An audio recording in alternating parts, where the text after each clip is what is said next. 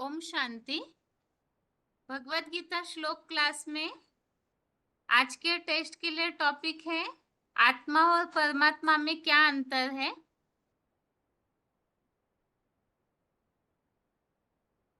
और इस टॉपिक में पहला प्रश्न है,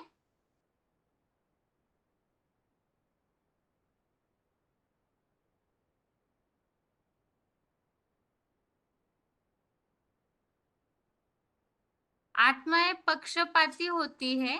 जो भी मनुष्य है वो पक्षपात करने वाले होते हैं। तो इसका प्रमाण क्या है और भगवत गीता का कौन सा श्लोक है जो इस बात को स्पष्ट करता है कि मनुष्य आत्माएं पक्षपाती होती है।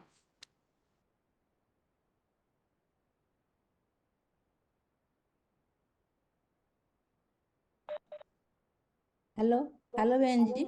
ओम शांति माता जी। हाँ जी। 27 इच्छा देश समुत्थेन द्वंद्व मोहन भारत सर्वभूतानि समः स्वर्ग यान्ति परन्तप।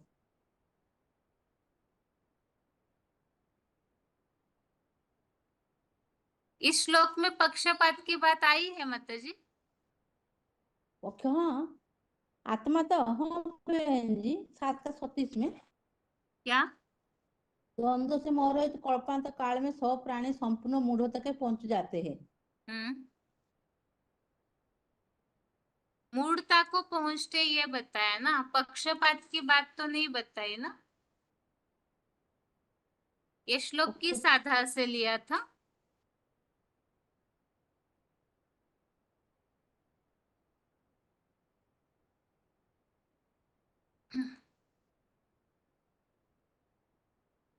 बताइए हिसामड़ा के माता जी। 7वें 3 का 34 अध्याय में का 27वां श्लोक जो है उसमें बताया है, इच्छा द्वेष समुत्थेन द्वंद्व मोहेन भारत। इसमें पक्षपात की बात आई है क्या? दीदी इस लोग को नहीं बता पा रही हूँ मैं, वो वैसे बता सकती हूँ दीदी। आत्माएं कर्म बंधन में नहीं आती हैं और परमात्मा, आत्मा कर्म बंधन में आती है और परमात्मा कर्म बंधन में नहीं आता है। आत्मा कर्म बंधन से न्यारा है, जैसे कि शिव अकर्ता है सदा काल के लिए, शिव अभोक्ता है सदा काल के लिए, तो सदैव ही कर्म बंधन से न्यारा है। और कर्म बंधन से न्यारा है तो बुद्धि योग से सदैव परम धाम वासी है। कर्म आत्म गर्भ से जन्म नहीं लेते हैं। मनुष्य आत्माएं तो गर्भ से जन्म लेती हैं। जैसे कि सालग्राम दिखाए हैं, सालग्रामों में बंधन होता है, बंधनों की निशानी दिखाते हैं, सफेद सफेद बंधन होता है। और परमात्मा शिवलिंग में कोई भी बंधन नहीं होता है, क्योंकि वे बंधन से न्यारे हैं। परमात्मा सर्वे आत्मा अल्पज्ञ है और परमात्मा सर्वज्ञ है, माना सबसे न्यारा है। वो कभी अकर्ता होते कर्म बंधन से न्यारा है, अकर्ता है अभोक्ता है, तो वो किसी भोग नहीं भोगता है। शरीर में भी आता है, प्रवेश करता है, तो भी वो किसी भोग का भोग नहीं भोगता है। और वो सदा सर्वज्ञ है, क्योंकि वो जन्म मरण से न्यारा है। आत्मा जन्म मरण के चक्कर में आती है तो कर्म बंधन में भी आती हैं, और वो जन्म मरण के चक्कर से सारा सारा वो भूल जाती हैं। और परमात्मा जन्म मरण में नहीं आते हैं तो वो सारी बातें उनको याद रहती हैं और वो कभी भूलते नहीं है। वो अर्जुन से भी कहा है, अर्जुन तू अपने जन्मों को नहीं जानता है, मैं तारे सारे जन्मों को मैं जानता हूँ। दीदी ये बताइए झुनू माता बालेश्वर। बताइए माता जी। मैं कौन आत्माएं बोलती? पक्षपात करती है, इसके लिए क्या समझाएंगे आप? दो आत्मा बातें की समझी ना हमने, भगवान पक्षपात नहीं करते और आत्माएं पक्षपात करती है। हाँ बहन जी मैं बोलूं। हम्म, हेलो। गुण और हाँ जी। अवगुण। बहन जी गुण और अवगुण माने मनुष्य आत्मा में होता है, लेकिन भगवान में नहीं पक्षपात नहीं होता है। भगवान तो जन्म मर चक्कर में आते नहीं, कर्म बंधन में आते भी नहीं, से पक्षपात भी नहीं होता है। किसमें? माने जन्म मरण चक्कर आते भी नहीं, हम्म, ଆଉ सुख दुख भी नहीं आते। ସେଥିପାଇଁ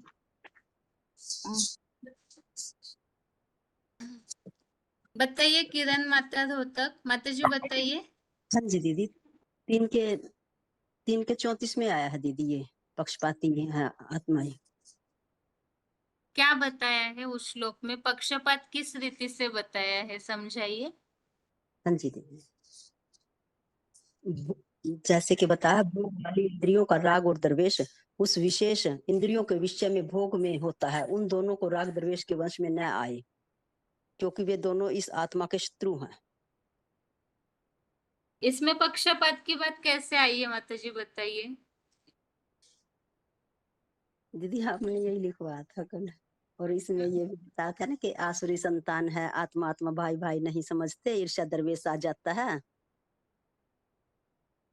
और काम क्रोध महाशत्रु बताए हैं। काम विकार पूरा नहीं होता तो मतलब क्रोध आ जाता है, मूर्खता आ जाती है, मूर्ख बन जाता है इंसान, और स्वार्थी पक्षपाती होते हैं, जिनको रथ है वो स्वार्थी होते हैं। ठीक है, भुवनेश्वर के माता जी बताइए। हेलो। वैसे बात स्पष्ट नहीं हुई, आगे अगले ग्रुप वालों को पूछेंगे। माता जी आप बताइए कि भगवान त्रिकालदर्शी है, इसके लिए भगवत गीता में कौन सा श्लोक है। 7 का 26 बहन जी। 7 का 27 है दीदी। एक मिनट उन्हें बताने दीजिए, बताइए भुवनेश्वर के माता जी। हाँ 7 का बहन जी, 7 का 26। बताइए बताइए, श्लोक बताइए। हाँ हाँ हाँ, बताती हूँ बहन जी, बताती हूँ। 7 का 26 है बहन जी। ये वेदो अहं सम्मतितानि वर्तमानानि च अर्जुन भविष्याणि च भूतानि मां तु वेद न कंचन कंचन। रोहतक के माता जी आप बताइए। मनुष्य आत्माएं कर्म बंधन में आती है, इसके लिए कौन सा श्लोक है।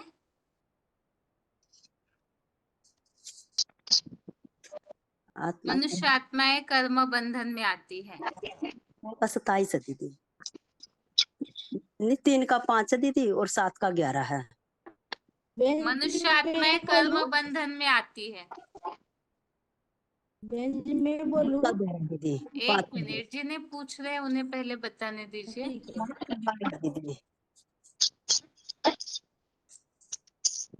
पांच बता रहे माता जी।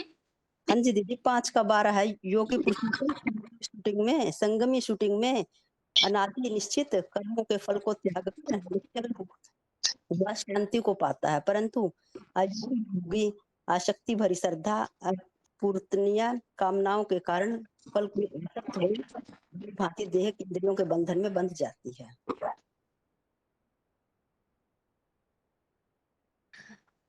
हेलो। ठीक है, भुवनेश्वर के माता जी बताइए, और कोई श्लोक है कर्म बंधन के लिए। 13 का 21 में है, पुरुषो प्रकृतिस्थ ही बुढ़को प्रकृति जान गुणान कारण गुणा संग अस्य सद संगानी जन्मेशु जन्मसु। बहन जी 9 आत्मा कर्म बंधन में नहीं आते। बताइए श्लोक। नौमातानि कर्माणि निश्चित धनंजय उदासीनता उदासीन अक अकर्ता तेषु कर्मसु।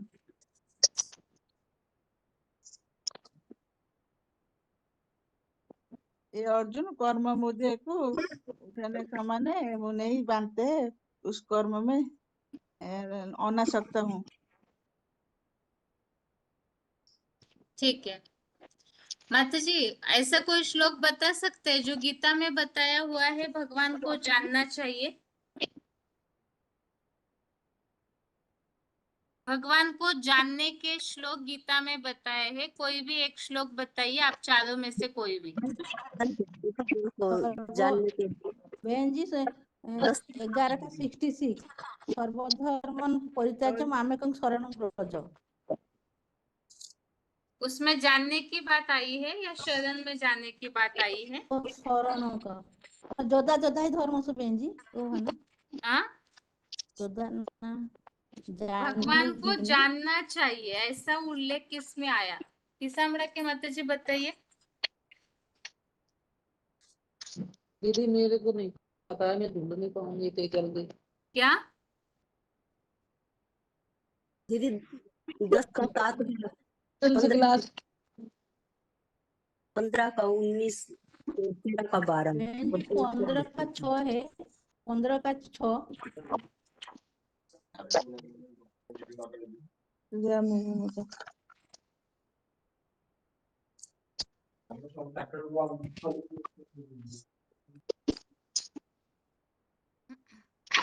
बताइए माता जी, श्लोक पढ़ बताइए, पढ़ के ही बताइए सही।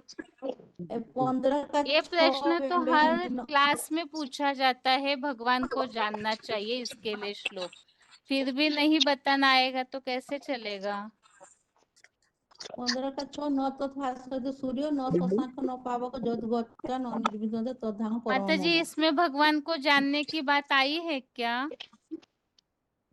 ना ये हेलो, हाँ जी, बताइए।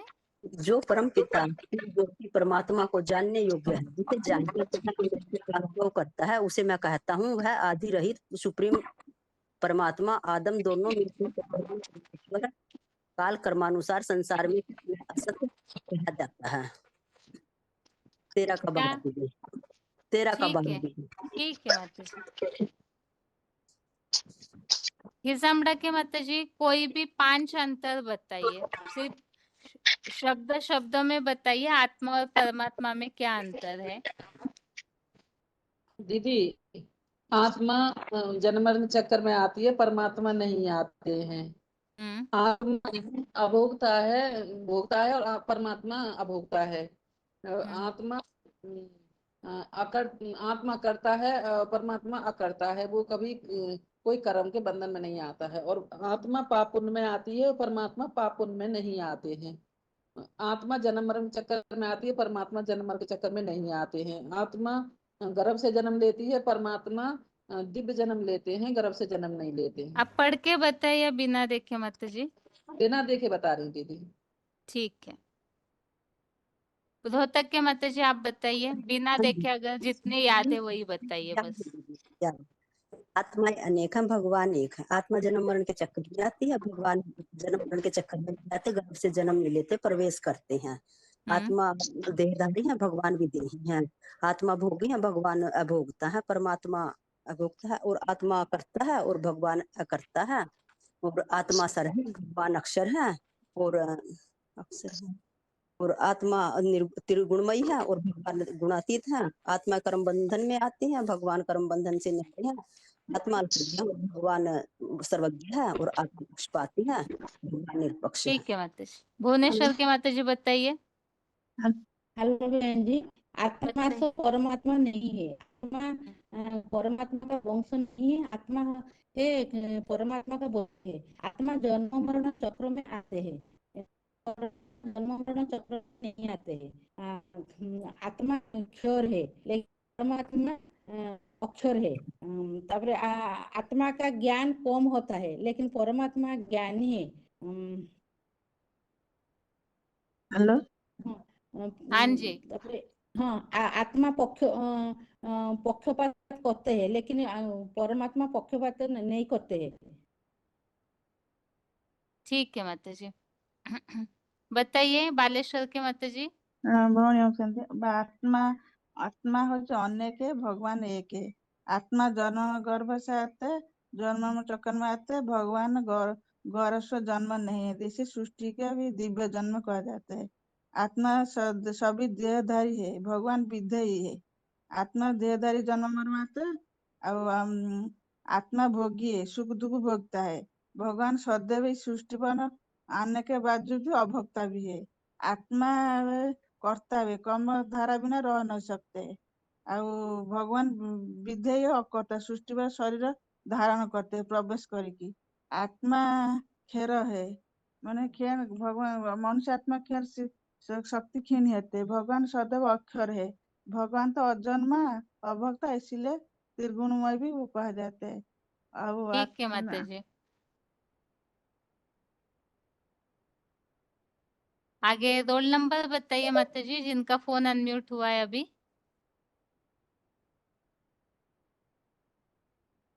राठौड़ जिनका टाइटल दिख रहा है, फोन अनम्यूट है। रोल नंबर है 4537। कहाँ से बात कर रहे हैं आप? अहमदनगर, महाराष्ट्र। ठीक है।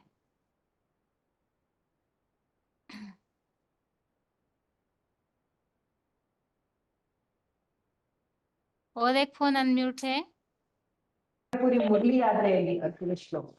अभी पिछले ये रहते माता को 10,769 फोन अनम्यूट है माता जी। चली 26,124 फोन अनम्यूट है।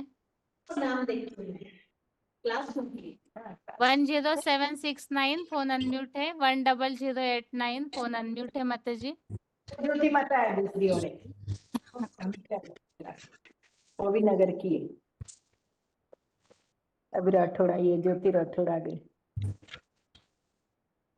ओम शांति। ओम शांति माता जी। हाँ, क्वेश्चन पूछिए। 10089 माता जी, ध्यान है ना फोन में? जी जी, ओम शांति दीदी। हाँ जी। वंदे वजीरे नहीं। ठीक है, इसके पहले ग्रुप की माताओं को प्रश्न पूछा था, आत्माएं पक्षपाती होते हैं, इसके लिए श्लोक बताइए। तो श्लोक तो उन्होंने बता दिया था, इच्छा द्वेष समुत्थेन द्वंद्व मोहेन भारत। अभी प्रश्न ये है कि इस श्लोक में पक्षपात की बात किस तरह से समझाई गई है? हाँ जी दीदी, मैं बताऊं? हाँ जी बताइए। देखिए दीदी, इसमें जैसे बताया ना, इच्छा जब सुख दुख की आत्माएं सब जन्म मरण के चक्र में आती हैं, सुख दुख भोगती हैं। और जो भी आत्मा माना रथ है ना, रथी, रथ माना शरीर और रथी माना आत्मा। तो रथ है तो स्वार्थी बनी जाती है, और जब स्वार्थी बनती है तो पक्षपाती भी हो ही जाती है। और हम सब आत्माएं। जी बताइए बताइए आप, हाँ, वो बीच तो में आत्मा बहुत आत्मा सारे भाई भाई। अनम्यूट है ना, इसलिए। अच्छा अच्छा, आत्मा आत्मा भाई भाई समझेंगे तो ईर्ष्या द्वेष नहीं आएगा। लेकिन जहाँ आत्मा सतो प्रधान से तमो प्रधान, जो बोल रहे मूड बन जाती है, मूर्ता को पाती है, कलयुग अंत के समय, चतुर्युगी के अंत समय सभी मनुष्य आत्मा मूर्ता को पाती है ना, तमो प्रधान बन जाती है। और जब तमो प्रधान बनती है तो ईर्ष्या द्वेष राग द्वेष ये सारी, और काम क्रोध तो बताया है गीता में कि सबसे बड़े शत्रु है, महाशत्रु है। तो काम की आस पूरी नहीं होती है तो क्या होता है, क्रोध आता है और मूर्ता को पाता है मनुष्य ना। का क्रोधा भवति सम्मोहा, वो श्लोक है ना। तो मतलब इसमें ये बताया, इच्छा द्वेष से उत्पन्न होने वाले सुख दुख आदि के जो द्वंद्व है, उसमें सारी मूर्ता को पाते हैं ना। कलयुग अंत के समय सभी मनुष्य मूढ़ बन जाते हैं और एक दूसरे से ईर्ष्या द्वेष करने लगते हैं, वैमनस्य से पैदा हो जाता है। और वैमनस्य जब पैदा होते हैं और जब इच्छाएं पूरी नहीं होती, वासनाएं कामना पूरी नहीं होती, तो मनुष्य मूर्ख बन जाते हैं, मूर्खता को पाते हैं। तो स्वार्थी मतलब वही रथी, रथ है अपना। बाबा मुरली में जैसे कहते हैं, हर मनुष्य आत्मा को अपना रथ है। जब रथ है तो स्वार्थी बनी जाती है। तो इसीलिए मूर्खता को पाना मतलब मूर्ख बन जाना, उनमें बुद्धि की जैसे काम नहीं करती है। इसीलिए तमो प्रधानता के कारण कलयुग अंत में सभी मनुष्य आत्मा स्वार्थी बन जाती है, सबको अपने रथ की लगी रहती है पहले, बाद में दूसरों का सोचते हैं। अपने सुख दुख भोगने के कारण मतलब अपने सुख अपनी इच्छाओं की पूर्ति के कारण ही पक्षपाती बन जाती है, मतलब स्वार्थी बन गए ना। क्योंकि दूसरों की इच्छाओं से, दूसरों के उससे कोई मतलब नहीं है, सुख से। तो अपने सिर्फ अपने लिए सोचते हैं, इसीलिए पक्षपाती बन जाती है आत्माएं। जी अगला प्रश्न है दोंड और अहमदनगर, माता जी आप दोनों के लिए प्रश्न है ये। आत्माएं जो है वो अल्पज्ञ होती है, अल्पज्ञ अर्थात क्या? अल्पज्ञ यानी आत्माओं को ज्ञान नहीं रहता है। और बाबा और भूलना और माना, भूलना माना और अल्पज्ञ। और इसमें ज्ञान में कमी रहती है, आत्माओं को ज्ञान कम रहता है। तो मनुष्य आत्माएं इस जन्म में ज्ञान कम रहने से और जन्म लेने से बार बार भूल जाते हैं, अपने 84 के चक्कर को, पिछले जन्म को भी भूल जाते हैं। तो ये अल्पज्ञ। और बाबा तो सब जाने जाननहार है ना, तो वो असंख्य जन्मों को जानते हैं बाबा। ये है। और आत्मा अल्पज्ञ है और बाबा त्रिकालदर्शी, परमात्मा त्रिकालदर्शी है। ठीक है माता जी। 10,769 माता जी आप बताइए, भगवान त्रिकालदर्शी क्यों बनते हैं, उसका कारण क्या है? क्योंकि वो जन्म मरण के चक्र में नहीं आते हैं। अच्छा, जन्म मरण के चक्र में आत्माएं आने से अल्पज्ञ बनती है, कैसे? क्या कारण है जो जन्म मरण के चक्र में आने से क्यों कम होता है? देहभान में आती है ना आत्मा, देहभान में आती है, जन्म लेती है इसलिए उनको कुछ पता ही नहीं चलता है। और बाबा आकर भी अटैचमेंट नहीं रहता है, लगाव नहीं रहता है, आत्माओं को लगाव रहता है ना। पिछले जन्मों को भूल जाती है ना दीदी वो। वही मना वो भूलने का कारण क्या है यही पूछ रहे, क्या क्योंकि कारण है जो आत्माएं भूल जाती है सब बातों को? अल्पज्ञ रहती है ना, इसलिए भूलती है। नहीं है ना पूरा, हाँ क्या? तो ज्ञान नहीं होता है, वो स्वार्थी हम्म। होती है ना। नहीं नहीं, भूलने का कारण इस स्वार्थीपन एक अलग चीज हो गई, और हम्म। जन्म मरण के चक्र में आने से भूल जाना ये एक अलग बात हो गई। तो भूल क्यों जाते हैं जन्म मरण के चक्र में आने से? सतना के माता जी आप बता सकते हैं? देह का लगा होता है ना दीदी। क्योंकि एक उनकी मिनट। बैटरी बताइए बताइए बताइए, 10,769 माता जी आप बताइए। क्योंकि उनके आत्मा की चार्जिंग बैटरी कम हो जाती है ना, सो वो ये बन जाती है, देह अभिमानी बन जाती है, इसलिए वो भूल जाती है सारा, अहंकार चढ़ जाता है उन्हें। सतना के माता जी आप बता सकते हैं इस टॉपिक में और कुछ? आत्माएं अल्पज्ञ क्यों बनती है? एक तो माता जी ने बताया कि भूल जाती है आत्माएं, इसके अलावा दीदी मैं बताऊँ क्या दीदी? बैटरी कम होती है। एक मिनट इन्हें बोलने दीजिए, एक बार भी उत्तर नहीं दिया। बताइए सतना के माता जी।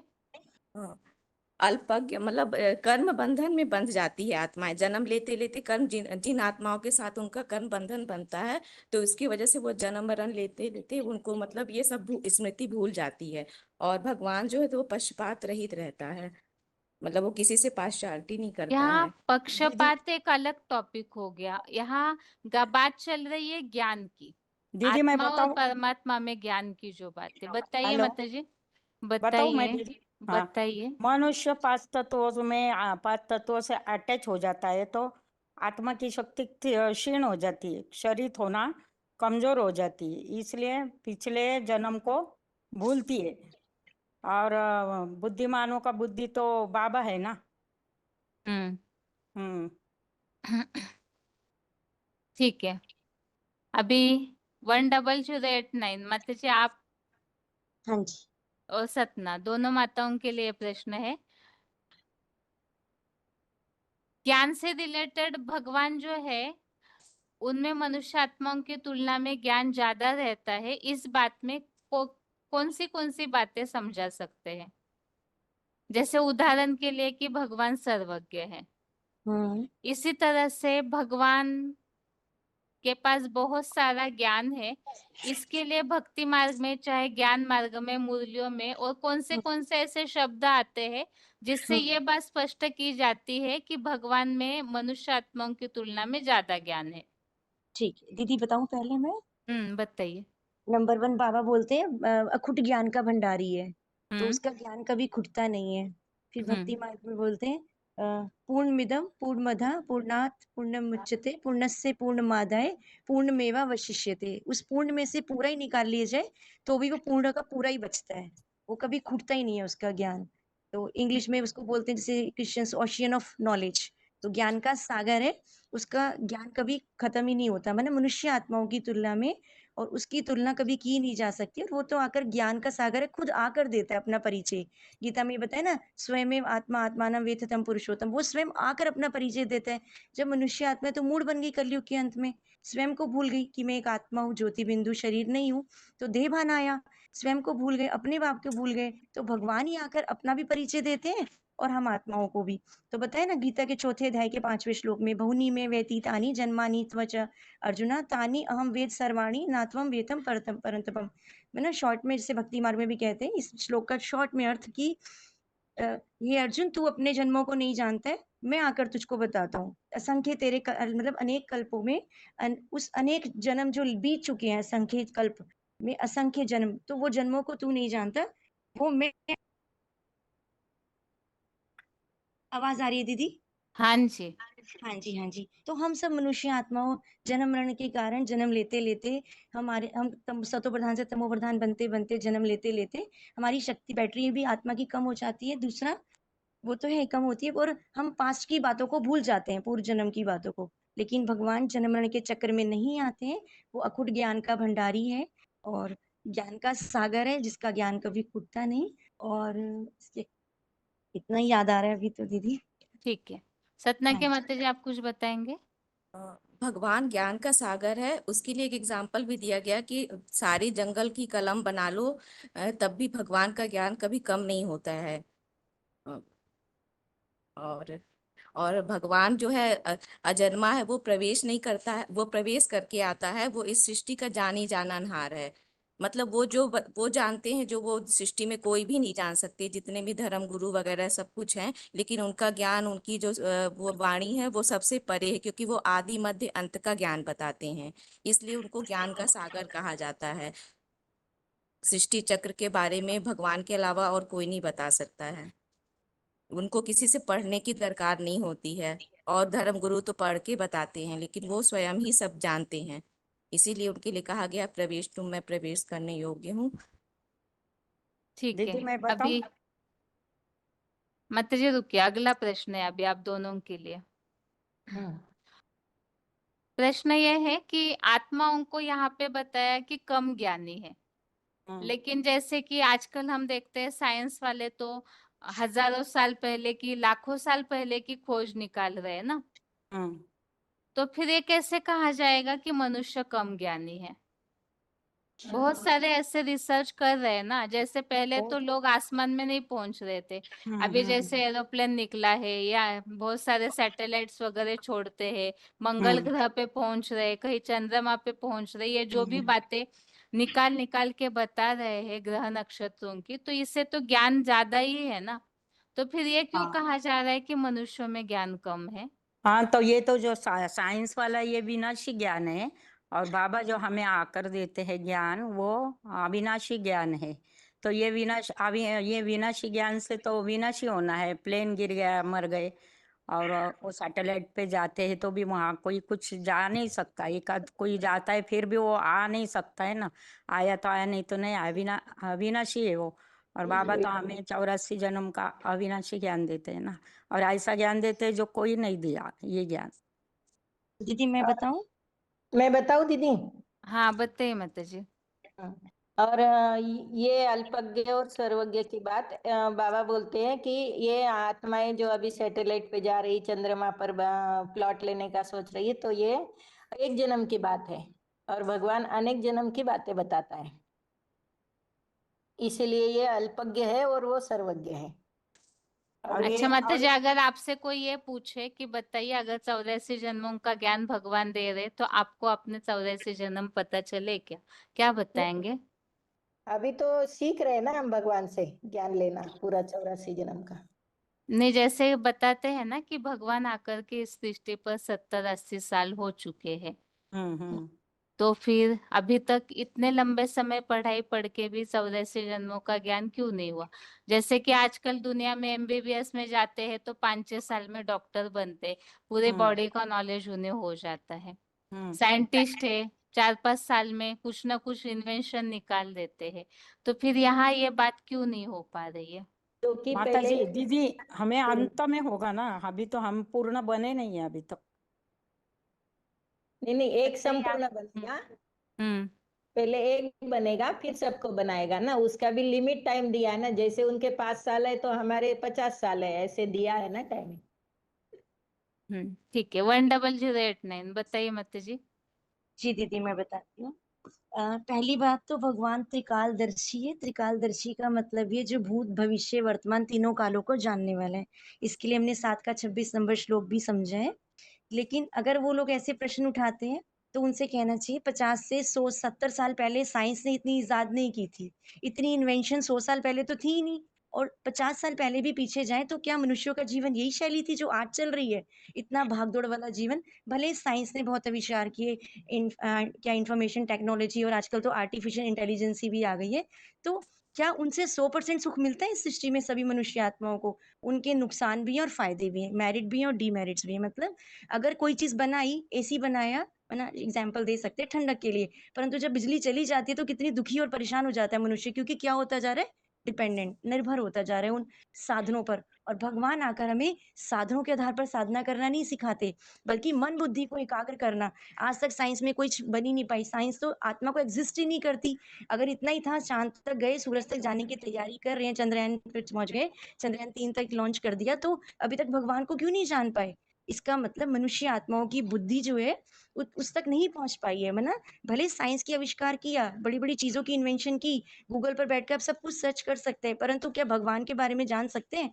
गूगल पे वही मिलेगा भगवान के बारे में जो डाला गया, जो आज तक हमने वेदों में, शास्त्रों में, जो अल्पज्ञ नॉलेज। तो शास्त्र किसने बनाए? मनुष्यों ने। साइंस की इजाद, वो बोलते हैं आजकल एक दीदी इंग्लिश में कि मेड बाय, मतलब मेड बाय ह्यूमन, मतलब made by man, not made by God. मतलब भगवान ने नहीं बनाया ना, तो मनुष्य की बुद्धि कैसी है?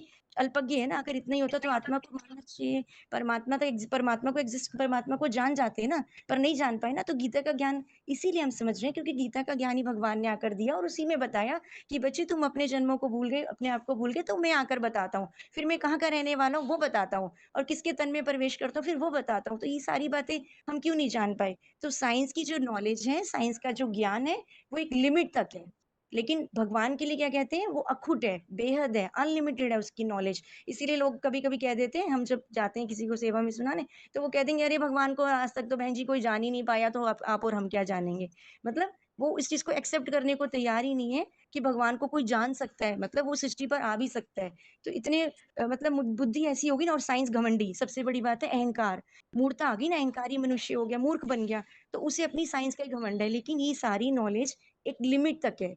जब, और एक सबसे बड़ी बात है, साइंस मन बुद्धि को एकाग्र करना नहीं सिखा पाई है। साधनों के आधार पर हम कुछ समय के लिए, जैसे आधारभूत बेसिक में हम क्या करते थे, गीत बजाते थे, ट्यूनिंग लगाते थे, तो थोड़ी देर के लिए बुद्धि एकाग्र होती थी, पर साइंस के साधनों के आधार पर।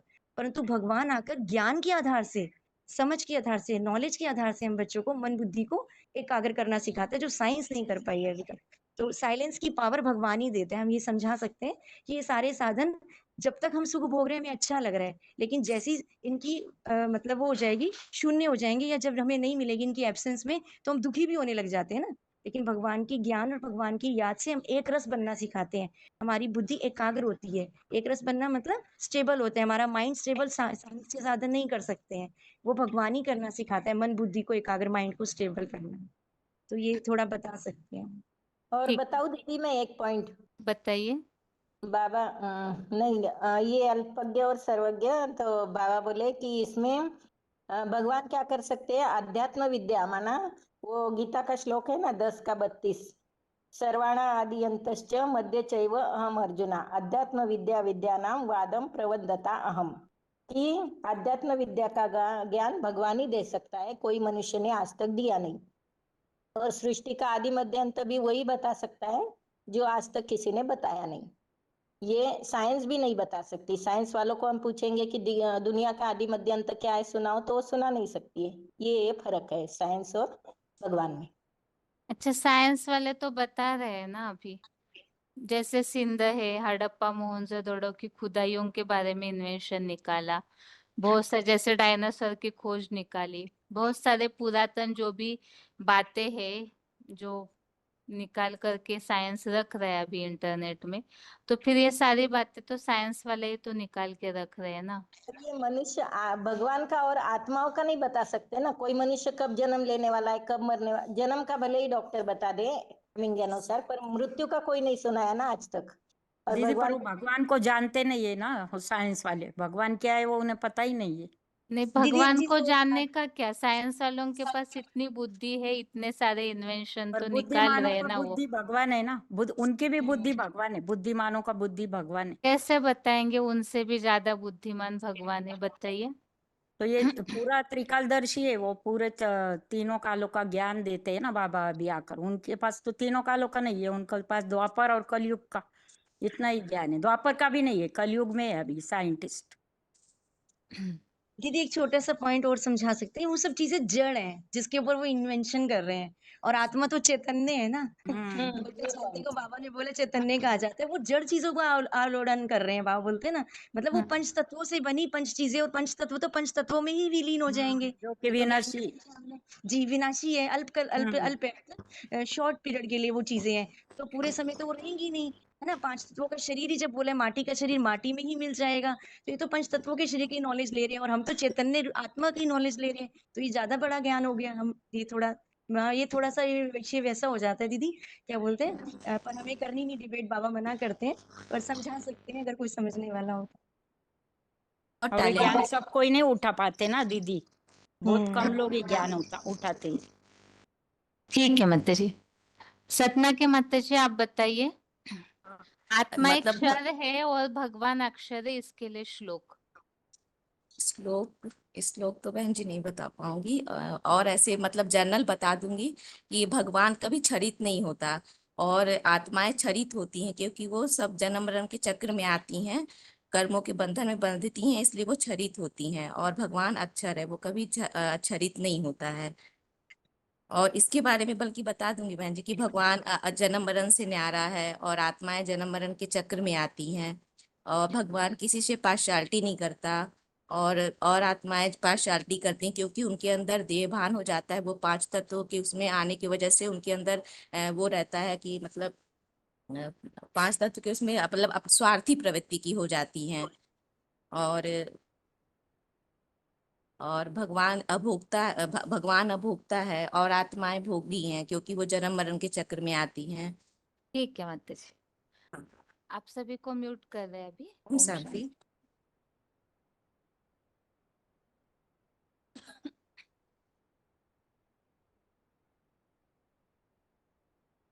अभी जो प्रश्न पूछा था वैसे इस टॉपिक पे और भी पॉइंट निकाल के रखिए जो मुरलियों में बताए जाते, तो आगे जब कभी समय होगा इस प्रश्न को रिपीट किया जाएगा तो जरूर बताइए कि और क्या क्या प्रमाण हम बता सकते हैं आत्मा और परमात्मा के टॉपिक में। विशेषकर साइंस की बात को लेकर के तो बहुत सारे लोग डिबेट करते ही है, तो इसीलिए ही इन बातों को समझाने के हिसाब से छोटे हाँ जी। फोन से अगर कोई भाई जुड़े हुए हैं तो हाथ उठाइए, पता नहीं चलेगा नहीं तो। ओम शांति। डायलिंग नंबर से अगर कोई भाई जुड़े हैं तो हाथ उठाइए। 24548। हाँ जी,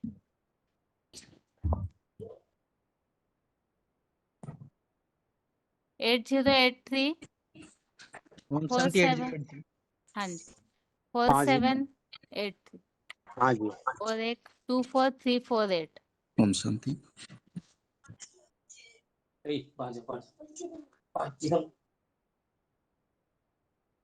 अभी जो माताओं से प्रश्न पूछा था ना, हाँ जी। जैसे साइंस वाले हैं कि वो लोग तो बहुत आगे बढ़े हुए हैं, तो इस बात पर तो सभी को ये प्रश्न निर्माण होगा। एक प्रश्न जो पूछना छोड़ दिया था माताओं से, बीच में एक वीडियो निकला था पूर्व जन्म की बात को लेकर के, आप सभी ने देखा भी होगा शायद। यहाँ यज्ञ की तरफ से एक वीडियो निकला था कि आत्माएं जो है वो 84 जन्मों में आते हैं, 84 लाख योनियां नहीं लेती है।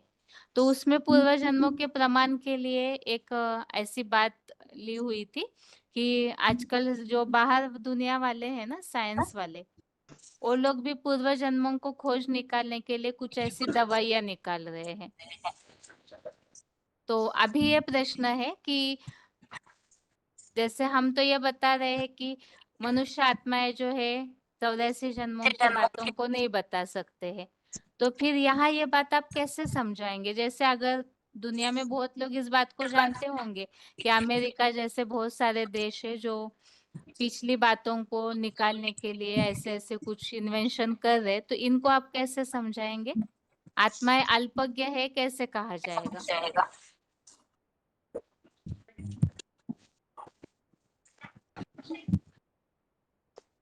सवाल और थोड़ा क्लैरिटी करें सवाल। आत्मा अल्पज्ञ है। हेलो। हाँ हाँ जी, आत्माएं अल्पज्ञ है और उनकी तुलना में भगवान को हम त्रिकालदर्शी बता रहे। भगवान की बात के लिए तो सभी मान ही लेंगे वैसे भी, लेकिन यहाँ बात है आत्माओं को अल्पज्ञ कहा जा रहा है, तो इसे कैसे क्लियर करेंगे? किसी का ये तो स्पीकर ऑन है शायद आप लोगों का, वो आवाज इको हो रहा है उसके कारण। देखो, आत्माएं जो है वो जो सृष्टि रंगमंच पर जन्म लेके पाठ बजाते हैं, वो पाठ भी लिमिट है। कोई ज्यादा से ज्यादा 100-150 साल जिंदा रह सकता है, उससे आगे जा नहीं सकता।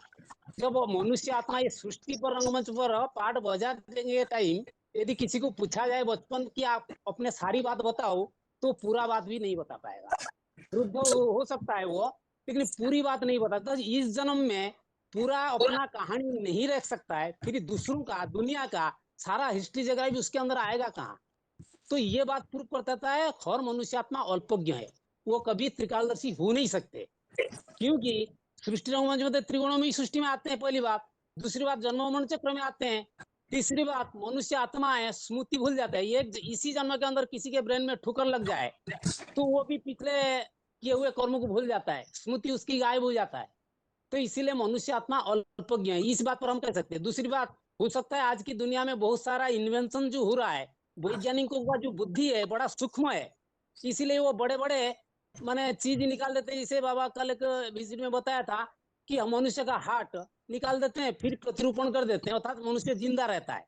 इसी के आधार पर बता सकते हैं मनुष्य का बुद्धि तो बहुत सूक्ष्म है, लेकिन इतना पारदर्शी नहीं है जो कि सारा सृष्टि का रहस्य को उन्मोचन कर सके। क्योंकि वो अल्प जन्म रहते, लिमिट टाइम है उनका, 100-150 साल जिंदा रहते ज्यादा से ज्यादा, फिर पिछले जन्म का याद नहीं रहता, इस जन्म का तो पूरा बात याद नहीं रहता। इसलिए त्रिकालज्ञ मतलब सारा सृष्टि का आदि मध्य अंत का रहस्य बताना too much difficult for himself, उसके लिए बड़ा डिफिकल्ट हो जाता है, क्योंकि वो पूरे ज्ञान का नॉलेज नहीं है। किंतु भगवान के बहुत है ज्ञान का सागर, अखूट भंडार है, जिसको अपूर्णमानम अचल प्रतिष्ठितम समुद्र मापम प्रवसति यदत्। वो समुद्र है, सागर है, अचल सागर है, भरा हुआ लावालाप ज्ञान भरा हुआ है। जितना भी ज्ञान निकाल लो वो खूटता नहीं है, जिसको बताता है पूर्णमिदम पूर्णमेदम पूर्णमुदच्यते पुण्यस्य पुण्यमेवाय पुण्यमेवावशिष्यते।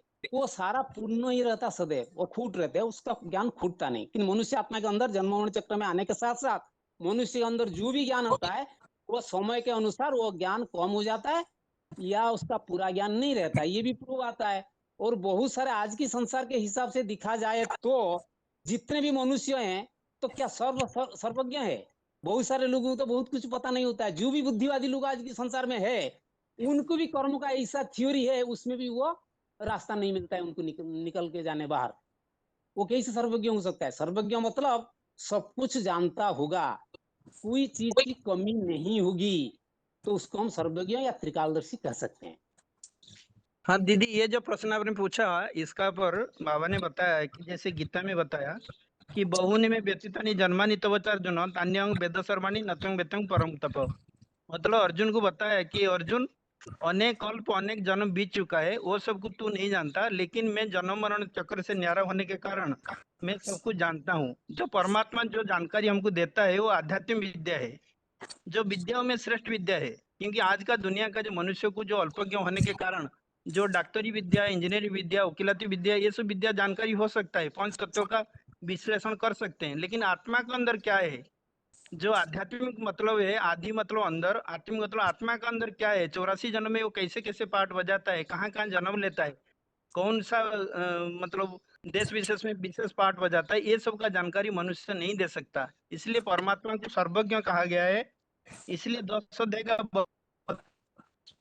32 में बताया सर्गण आदि अंतश्च मध्यश्च अहं अर्जुन आध्यात्म विद्या विद्यानं बाद प्रवर्तता हूँ। मतलब भगवान आके जो आध्यात्मिक विद्यालय खुलता है, जो सर्वोच्च विद्यालय है, जिसके द्वारा राज्य की शिक्षा देता है, जिसके द्वारा मनुष्य को देवता बनने की पढ़ाई पढ़ाता है, वो आत्मा का अनेक जन्म का बात है। जो आत्मा चैतन्य जो पंच तत्व का शरीर को चलाता है, वो पंच तत्व का विश्लेषण मनुष्य कर सकता है, लेकिन आत्मा का अंदर क्या है ये ओनली परमात्मा भगवान ही आकर बताते हैं। इसलिए वो सर्वज्ञ है। और मनुष्य जो पंच तत्व का विश्लेषण करके वैज्ञानिक बन सकता है, डॉक्टर, इंजीनियर बन सकता है, लेकिन अनेक जन्म का जानकारी एक आत्मा का पिता शिव ही देता है, क्योंकि वो सर्वज्ञ, वो त्रिकालदर्शी है। मनुष्य कभी त्रिकालदर्शी नहीं हो सकता है, क्योंकि मृत्यु ऐसे बड़ा एक्सीडेंट है जो पूर्व जन्म की जो भी बातें है वो नया जन्म लेते ही भूल जाता है, क्योंकि नया जन्म में नया संबंधी मिलता है, उसमें उसका मन बुद्धि लग जाता है और पुरानी बातें भूल जाता है। इसलिए मनुष्य जन्म मरण चक्र में आने के कारण अल्पज्ञ है, और परमात्मा जन्म मरण चक्र में नहीं आता, सुख दुख नहीं भोगता, इसलिए अभुक्ता होने के कारण, जन्म चक्र से न्यारे होने के कारण और सर्वज्ञ और त्रिकालदर्शी है। ठीक है, और कोई कुछ बताएंगे आप, बाकी जो भाई बच्चे? तो ये है स्पिरिचुअल नॉलेज। स्पिरिचुअल माने तो शक्ति। तो वो जो आत्मा की जो शक्ति के बारे में इसके किसको पता नहीं क्या ना। जो परमात्मा है वो तो सदैव आत्मा है, ये तो कभी शरीर धारण नहीं करते हैं। अजन्मा अभोक्ता अकर्ता इसके कहा जाता है। इसलिए इसके आत्मा में सारी ज्ञान भरपूर है, अखुट ज्ञान का भंडार इसे कहा जाता है। परंतु मनुष्य तो अल्पज्ञ क्यों कहते हैं कि मनुष्य जो पूर्व जन्म का बात भी नहीं बता सकते। इसी पूर्व जन्म में क्या था वो भी कोई बता नहीं सकते। जो एक्सीडेंट हो जाता है इसी जन्म बात ही भूल जाते हैं। तो जो जब इसी जन्म का भूल जाते हैं तो मृत्यु ऐसा एक्सीडेंट है जिससे मनुष्य सारे बात ही भूल जाते हैं। तो वो इसलिए वो तो इसी जन्म का बात ही बता नहीं सकते। तो ये और जो 84 जन्म का बात कैसे बताएंगे। तो 84 जन्म का बात ये सदाशिव ज्योति ये सदैव आत्मा है, इसीलिए वो ही बता सकते हैं। वो सर्वज्ञ है, अखुट ज्ञान का भंडार वो है। ठीक है, अभी अगला प्रश्न है।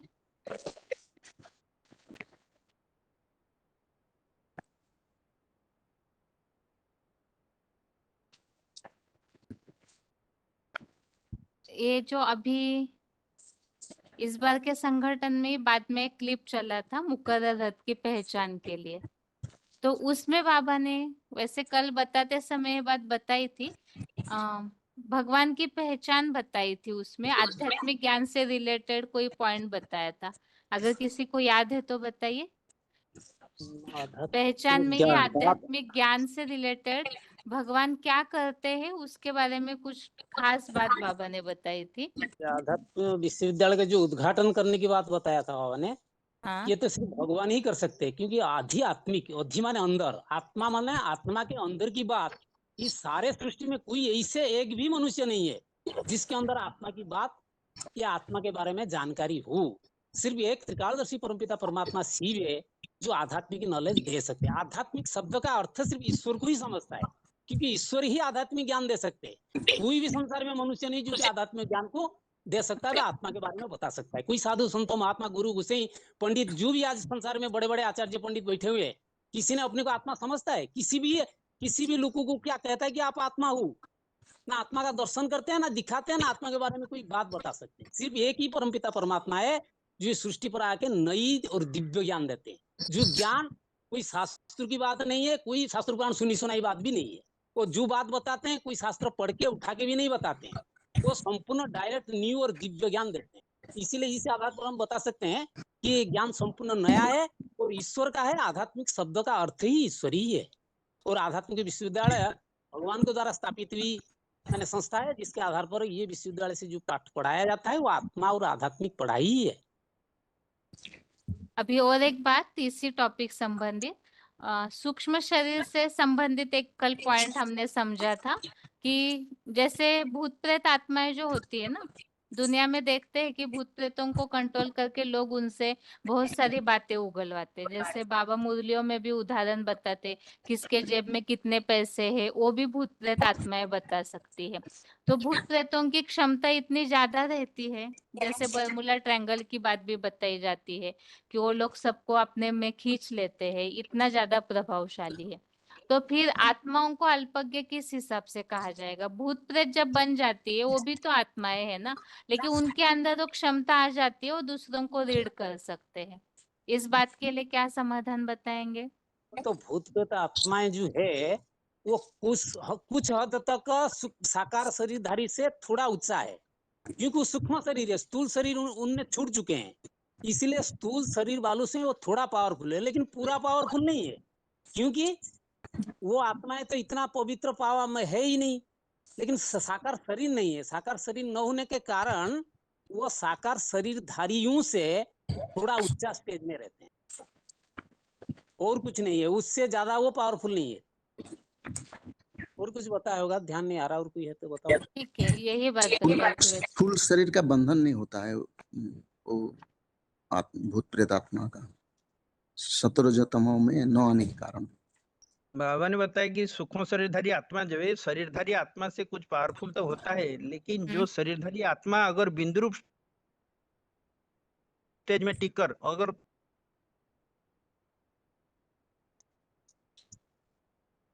परमा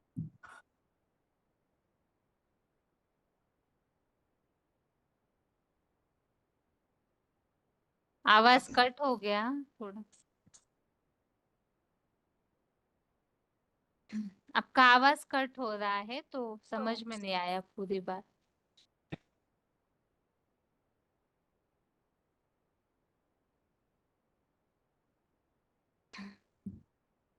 एट 8083 आपकी आवाज नहीं आ रही भाई।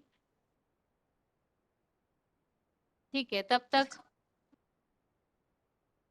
अगला प्रश्न ये है कि भगवान जो है पक्षपात नहीं करते हैं, इसके लिए कौन से श्लोक हमने समझे थे, और वो पक्षपात न करने का कारण क्या है? आप हेलो, मैं बताइए बोलूं? महासमुंद। हाँ जी, वो एक्चुअली आत्मा का देह धारण करने के कारण हाँ। वो स्वार्थी बन जाती है। तो एक्चुअली वो भाई भाई भी नहीं समझते हैं तो इसीलिए ईर्ष्या द्वेष आ जाता है। ईर्ष्या द्वेष हो जाता है, फिर 5 विकार में भी आ जाते हैं। काम क्रोध आने के कारण वो मूर्ख भी बन जाता है, और इच्छा देश पूर्ण करने के लिए वो स्वार्थ माने पक्षपाती हो जाता है। श्लोक बताइए। हाँ जी, श्लोक बताइए। भगवान पक्षपात नहीं करते हैं, श्लोक बताइए और कारण बताइए।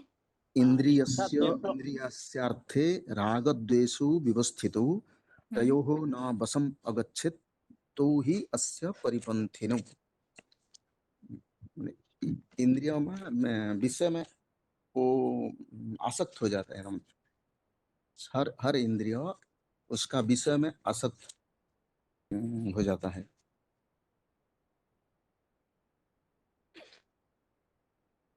ठीक है, बताइए। हाँ जी, 4783 बताइए। माने इच्छा द्वेषे समैथुने द्वंद्व मुहेन भारत सर्वभूतानि समूह स्वर्गे यान्ति परम तप।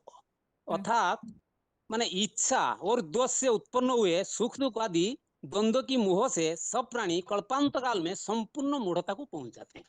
मतलब कलयुग अंत में हर प्राणियां मतलब मूढ़ता मूर्ख बन जाते हैं। मूर्ख किस बात की? ना जब अपने को देह समझते, देह के आधार पर देह का जो इंद्रिय समाया हुआ सूक्ष्म है शरीरधारी को भी कंट्रोल कर सकते बर्मुडा ट्रायंगल में मतलब है, लेकिन उसका पर भी जो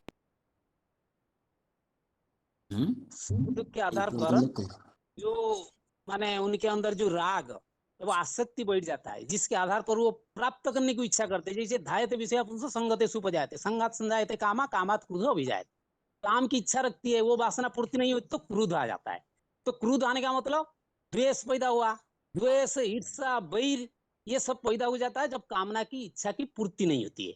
तो इसीलिए मनुष्य आत्मा पक्षपाती बनना स्वाभाविक हो जाता है कलयुग अंत में, क्योंकि तमो प्रधान स्टेज भी हो जाता है और देह का भान होने के नाते सब मनुष्य आत्मा इंद्रिय सुख रस में आसक्त हो जाते हैं, इसलिए पक्षपाती है। लेकिन परमपिता परमात्मा जो है उनका तो देह नहीं है, वो विदेही है, वो सदैव अपने सुस्थिति में रहते हैं। जो सुस्थिति में रहते हैं उनका कहाँ इच्छा पैदा हुआ? वो तो बोला मैं 3 लोगों का सारा समग्र सृष्टि का वो ईश्वर है, तो उसको तो कुछ अप्राप्य चीज नहीं है, वो प्राप्त करेंगे, इसलिए कुछ इच्छा करेंगे। इसलिए वो माने त्रिगुणातीत है। त्रिगुण्य विषय होता है निस्त्रिगुण वर्जन निर्द्वंद्व नित्य वस्तु नियोक्षम आत्मावन। वो सदैव अपनी स्वस्थिति में टिकने के वजह से वो कोई भी इच्छा व आसक्ति नहीं रखते। और उनके उसके साथ क्या होता है, उनको ना वेदाहं समितितानि वर्तमानी च अर्जुन भविष्यानि च भूतानि न तु मां वेद कश्चन।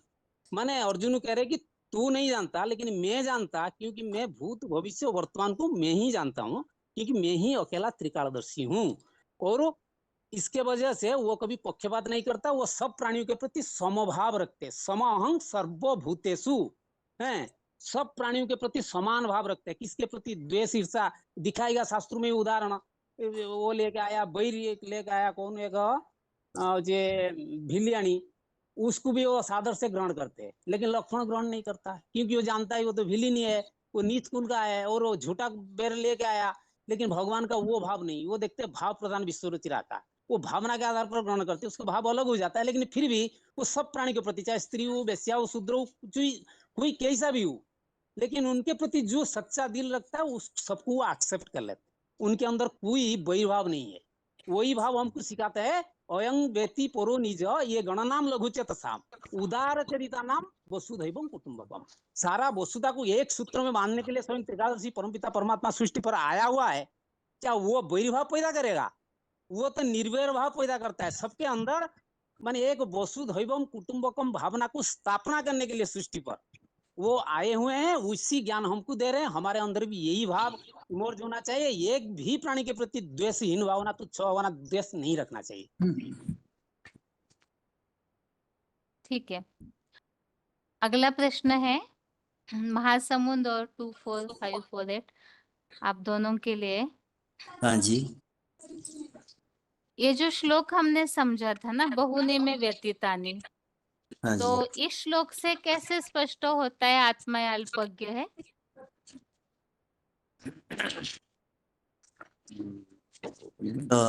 इसी श्लोक में कैसे कि ये बहुनीय व्यत्यान जन्म में जन्मानि तवचार्जुन तान्य बेश्रम न तो व्यथम परंतप। ये तो भगवान ने बताया है शत्रुतापक तू तेरे और मेरे असंख्य कल्प में असंख्य जन्म बीत चुका है। तो ये भगवान तो कोई जन्म नहीं लेता है, वो मनुष्य ही जन्म लेता है। अर्जुन जन्म लेता है तो अर्जुन भूल जाता है, अर्थात तो मनुष्य ही सारे कल्प का ज्ञान को भूल जाता है, क्योंकि मनुष्य इसलिए अल्पज्ञ है, क्योंकि भगवान त्रिकालदर्शी है। तो भगवान को त्रिकाल ज्ञाता है। वो सिर्फ आत्मा है, वो कभी भी शरीर धारण नहीं करते, इसलिए वो सर्वज्ञ है। इस भगवान को इसलिए सर्वज्ञ कहा जाता है, मनुष्य अल्पज्ञ कहा जाता है। ठीक है, वैसे बस इसी एक श्लोक ही में। वाक्य में उत्तर था कि मनुष्य आत्माएं भूल जाती है और हाँ, भगवान जो है मनुष्य वो आत्मा भूल आकर, जाते हैं, हाँ बस भगवान तो ठीक सर्वैव है, आत्मा है, वो भूलते नहीं। हाँ। ठीक है। अभी अगला प्रश्न है, सिर्फ श्लोक बताइए, जो भी प्रश्न टॉपिक बताया जाएगा आपको। हाँ जी। सबसे पहले तो 4783 आप बताइए, आत्मा देहधारी है, इसके लिए श्लोक। देहधारी है वासांसी जिन्नानि यथा विहाय नवानि गृह्णाति नरूपराणि यथा शरीराणि विहाय जिन्नानि अन्यानि संयाति नवानि देहि। और नेक्स्ट आत्माएं, हाँ जी, बताइए बताइए। आप और कुछ बोल रहे थे, श्लोक कोई बता रहे थे आप और। नहीं, मैं उसी का व्याख्या करने जा रहा था। चलो ठीक है, आगे महासमुंद आप बताइए, आत्माएं जो है वो जन्म मरण के चक्र में आती है, इसके लिए श्लोक। जन्म मरण के चक्र में ध्रुवम जन्म मृत जातस्य ही ध्रुवम मृत्यु सॉरी जन्म मृत्यु से ठीक है ठीक है ठीक है। जातस्य ही ध्रुव, ध्रुवम मृत्यु जातस्य ध्रुव मृत्यु ध्रुव मृत्यु ध्रुवम जन्म मृतस्य च तस्मात् अपरिहार्यार्थे न शोचितुम अर्हसि। ठीक है। अगला प्रश्न है, आप बताइए 24548 आत्माएं जो हाँ है जी। वो कर्म बंधन में आती है, इसके लिए श्लोक। आत्माएं कर्म बंधन में आते हैं। ये है कि जो न ही कश्चित् कर्ण जात अकर्म कुरु कार्य थी अवश्य कर्म सर्व प्रकृति जे गुण, ये सब ये भी है। और है युक्त कर्म फल त्याग शांति आत्मा नष्ट, अयुक्त कर्म कारण फल सत्ता निबद्धति, ये कर्म बंधन में बांध हो जाता है। ये भी श्लोक है उसके लिए। ठीक, आप सभी को म्यूट कर रहे हैं अभी। ओम शांति। ओम शांति। आगे अगले फोन अनम्यूट किए हैं,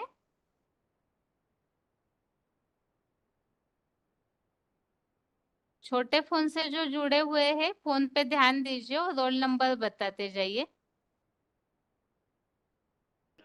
ओम शांति। Roll number 20267। आगे बताइए रोल नंबर। अच्छा, रोल नंबर ओम नहीं शांति। होगा, ठीक है। कोचिन 21,411, ठीक है। और कोई अगर भाई क्लास में जुड़े हुए हैं तो एक बार हाथ उठाइए,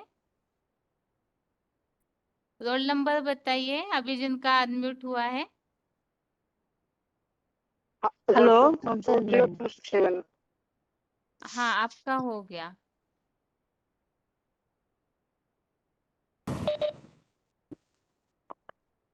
और एक छोटे फोन से अनम्यूट किया है। 21,284। कहाँ से बात कर रहे हैं आप? 21,284। 21,284। आप कहाँ से बात कर रहे हैं? अभी फिलहाल में सुरेंद्र नगर में है, लेकिन प्रॉपर देरवाड़ा से है। ठीक है। देरवाड़ा में सेवा देते हैं।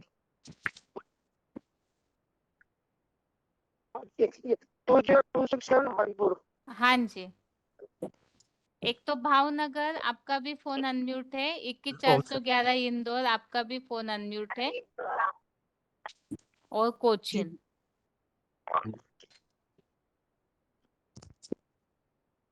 ठीक है। अभी प्रश्न ये है, सबसे पहले स्पीकर ऑन है तो वो आवाज नहीं तो सभी कोई गूंजता है, इसलिए बंद कीजिए। प्रश्न ये है कि आत्माएं जो है वो कर्म बंधन में आती है, तो इसके लिए भक्ति मार्ग में क्या निशानी दिखने में आती है? भावनगर और भक्ति मार्ग में वो निशानी आती है कि जो शालिग्राम है उसको जो धागा लपेटे रहते दिखाते हैं, और जो शिवलिंग है उसको धागा लपेटे नहीं दिखाते हैं। ठीक है। अगला प्रश्न है, परमपिता शिव जो है वो इस सृष्टि पर आकर भी कर्म बंधन में नहीं आते, इसका कारण क्या है? सुरेंद्र नगर से जिनका फोन अनम्यूट है, आप बताइए। 21,284 जिन्होंने अपना रोल नंबर बताया है। परमपिता जो है वो इस सृष्टि पर आने पर भी कर्म बंधन में न आने का कारण? सुरेंद्र नगर या तो इंदौर, दोनों में से बताइए। दीदी मैं बोल रहा हूँ। हाँ जी। दीदी भगवान जो है परमपिता वो त्रिगुणातीत है, और त्रिगुणातीत होने के कारण से उनको देह में नहीं बनते हैं। जैसे जो 14वें अध्याय के 5वें श्लोक में जैसा बोला है कि सतम रज तमः इति गुणा प्रकृति संभवः निबंधन्ति महाबाहो देहे देहिन अव्यय। अब ये वाली जो बात है ये सभी प्राणियों पे लागू होती है, लेकिन परमपिता परमात्मा पे ये बात लागू नहीं होती है। और इसका जो उदाहरण के रूप में जो दोनों वर्ड बोलेंगे, परमपिता और परमात्मा, है ना, दोनों के ऊपर ये बात बोली है, तो वो बात के लिए लाइव डेमोन्स्ट्रेशन के रूप में जो शिवलिंग का चित्र बताया गया है, जो मूर्ति बताई गई है, उसमें जो कर्म करते हुए दिखाया गया है, उसमें वो उसके बाद भी वो कर्म फल प्रश्न का बस भोगता ये नहीं। है कि कर्म बंधन क्यों नहीं लगता है, बस उसका वो देह में कारण नहीं आते बताइए। इसलिए नहीं लगता है। देह में नहीं देह आते, और इस सृष्टि पर आने पर तो देह में आते हैं ना, फिर भी क्यों नहीं लगता है कर्म बंधन? क्योंकि वो उसका रस नहीं भोगते हैं, उसका वो जैसे जो जिस तन का आधार लेते हैं वो उसको जो परम पिता को संपूर्ण समर्पित हो जाते हैं। तो इस कारण से वो उसका रस नहीं भोगने के कारण, और वो जो परम पिता का जो गुण है, विशिष्ट गुण, कि वो सदैव कल्याणकारी है, उसमें कोई किसी का अहित नहीं होता है। जब जब किसी का अहित नहीं होता है तो वो इसलिए वो कर्म बंधन नहीं बनता है। अभी अगला प्रश्न है हरिपुर और अगर कोचिन, आप दोनों बताइए कि भगवान जो है उनको कर्म बंधन नहीं लगता है, तो उसका प्रभाव क्या पड़ता है, और आत्माएं कर्म बंधन में आती है, उसका प्रभाव क्या दिखने में आता है? हाँ, मैं बताऊं। हाँ जी, बताइए। हाँ, भगवान जो है उसको वो कर्म बंधन में नहीं आता है, क्योंकि वो निष्पक्ष रहते हैं हमेशा। ना उनका स्वर्ग का सुख या इस पतित दुनिया का दुख, दोनों वो लेते नहीं है। वो एक परम आत्मा है वो उनको ये भोगने का इच्छा नहीं है। अगर वो भोगते सपोज इस दुनिया स्वर्ग का सुख लेने से उनको इस नारकीय दुनिया में आना पड़ता है, नरक का करने से भी आना पड़ता है। स्वर्ग और नरक भोगने से फिर उनका जो बाकी साधारण लोग जैसे हो जाता है। फिर हमारे लिए तो कोई बचा नहीं है जो इस रास्ता बताने के लिए कि स्वर्ग का नरक से स्वर्ग बनने के वो मार्ग बताने लायक कोई बनेगा नहीं। तो परमपिता इसलिए वो दोनों लेते नहीं है, वो अपने स्वस्थ स्थिति में रहते हैं, आत्मिक स्थिति में। वो दोनों शरीर लेते हैं, शरीर लेते हैं तो इस 3 गुणों में आना पड़ता है, सत रज तम में। तो भगवान जो है वो प्रकृति को आधीन करके आता है, ना कि स्वाधीन। बाकी जो आत्मा है वो स्वाधीन करते हैं, न किसी को आधीन नहीं करता है।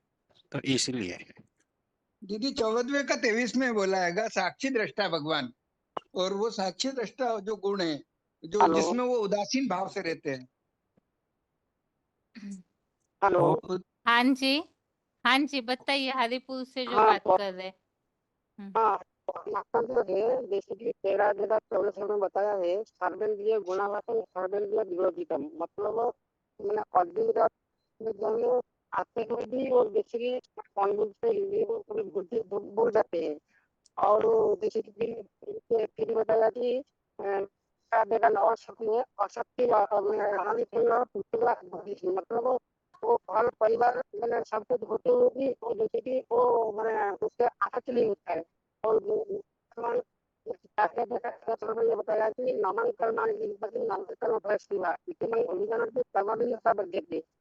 कौन सी मैं भले काम करता हूँ लेकिन वो फलन मेरा मेरा कोई इच्छा नहीं होता है, कोई शुक्र नहीं होता है, किसी का वो फलन से नहीं बनता है। लेकिन हम आत्माएं जब जैसे कि बताया कि इच्छा के कारण हम जब भगवान के कारण शब्द मूलतल पहुंच जाते हैं, इसके कारण हमारे अंदर इच्छा जैसा उत्पन्न होती है। इच्छा से उत्पन्न होने के कारण हमारा हमारा अंदर कामना भी हो जाती है और कामना पूरी होने से मन पूरी भी हो जाती है। इसी कारण हम न चाहते हुए कामना में बन जाते हैं। जैसे कि शरीर 18 श्लोक और 12 श्लोक में जो बताया कि इच्छा कर्म तो शांति में अपनी आयु काम कारण फल हम लौट सकते हैं कि हमारा अंदर जो कामना होती है और जो व्यवहार आ जाती है अपने को भूल जाते हैं। इसी तरह हम लौट कर्म से बंद। यदि परमात्मा जो सीखता है संसार से सरस्वती बोला यार जब मैं आता हूँ तो मैं पर आता हूँ प्रकृति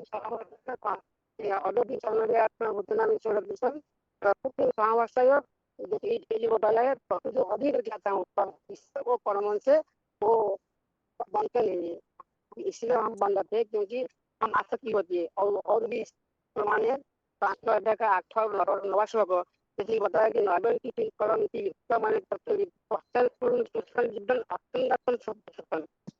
कुछ करते हुए भी जैसे कि नहीं करता हूँ करता योगी आत्मा यदि वो करता है इसका नहीं होता है।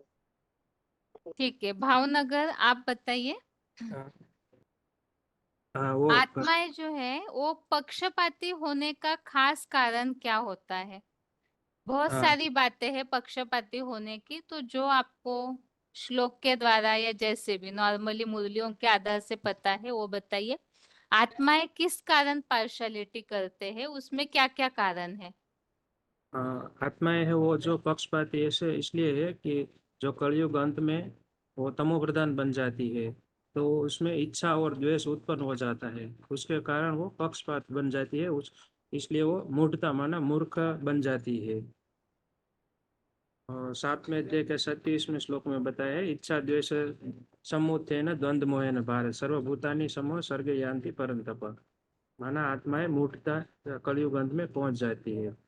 और काम और क्रोध जो उत्पन्न होता है कामेशु क्रोधेशु रजोगुण समुद्भव, माना देहभान आ जाता है। तो देहभान के कारण वो दुखदायी कर्म करने लग पड़ती है, और उसी की वजह से वो कर्म बंधन में आसुरी कर्मों में बंधायमान होने से तमो प्रधान बन जाती है और बंध जाती है।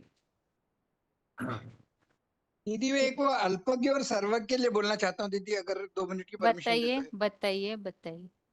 दीदी वो इसमें जो मुख्य बात, जैसे भक्ति मार्ग में एक गायन है कि शिव का डमरू डमडम बोले, अगम निगम के भेद खोले, है ना। तो शिव का डमरू जो है वो डमरू के लिए एक बार जो पॉइंट आया था, अगर मैं गलत हूँ तो करेक्ट कर दीजिएगा, कि डमरू जो है मुख के लिए बोला गया। तो भगवान जिस मुख से उच्चारित करते हैं वो शिव का डमरू। तो ये जो साइंस वाले हैं, इन्होंने जो शरीर 5 तत्वों के बारे में तो काफी कुछ जानकारी हासिल कर ली, जो विनाशी है। जो अविनाशी उसके बारे में जानकारी ये फिर भी नहीं ले पाए कि इस शरीर को चलाने वाला जो तत्व है, जिसका कि नाम आत्मा है, सोल है, रूह है, वो कहाँ से आती है और कहाँ जाती है और कैसी उसकी साइज है, इस बारे में वो नहीं जान पाए। तो वो उनका अल्पज्ञता बता रहा है। और जो सर्वज्ञता है, वो सर्वज्ञता ये है कि वो आत्मा का रूप स्वरूप, वो कहाँ से आती, कहाँ जाती है, अगम निगम का जो भेद है, वो परमपिता उस परमात्मा के मुख से उच्चारित करके बोलता है। और ये वाली बात जो है, जिसके लिए कि आत्मा का रूप स्वरूप के लिए तो बता दिया कि वो 8वें अध्याय के 9वें श्लोक में, वो 9वें-10वें श्लोक में जो बताएगा कि वो अणु से भी अणु रूप है कि, और कहाँ रहती भ्रकुटी मध्य में उसका निवास बता दिया। फिर कहाँ से आती है और कहाँ जाती है, जिसके लिए बोलाएगा कि जो आत्मा है वो बेसिकली है तो परम धाम की जो निवासी। फिर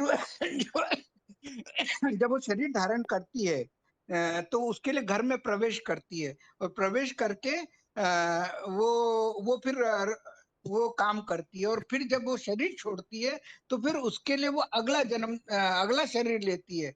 और इस तरह से जो वासांसी जीर्णानी वाला जो श्लोक है वो बताया है। और ये अटल है, अविनाशी है, आत्मा अविनाशी है कि, तो इसके लिए बोला कि जाता से ध्रुव मृत्यु ध्रुवम जन्म। ये वाली बात भी ये साइंस नहीं बता पा रहा है ये बात को, लेकिन भगवान ने ये बात का उल्लेख गीता जी के थ्रू करा। और ये आती क्यों भाई, इसका क्या कारण है कि प्रकृति के 5 तत्वों के बंधन में क्यों आ रही है। तो जो त्रिगुण वाली होती है, तो इस त्रिगुणों को भोगने के कारण ये जन्म मरण के चक्र में आती है।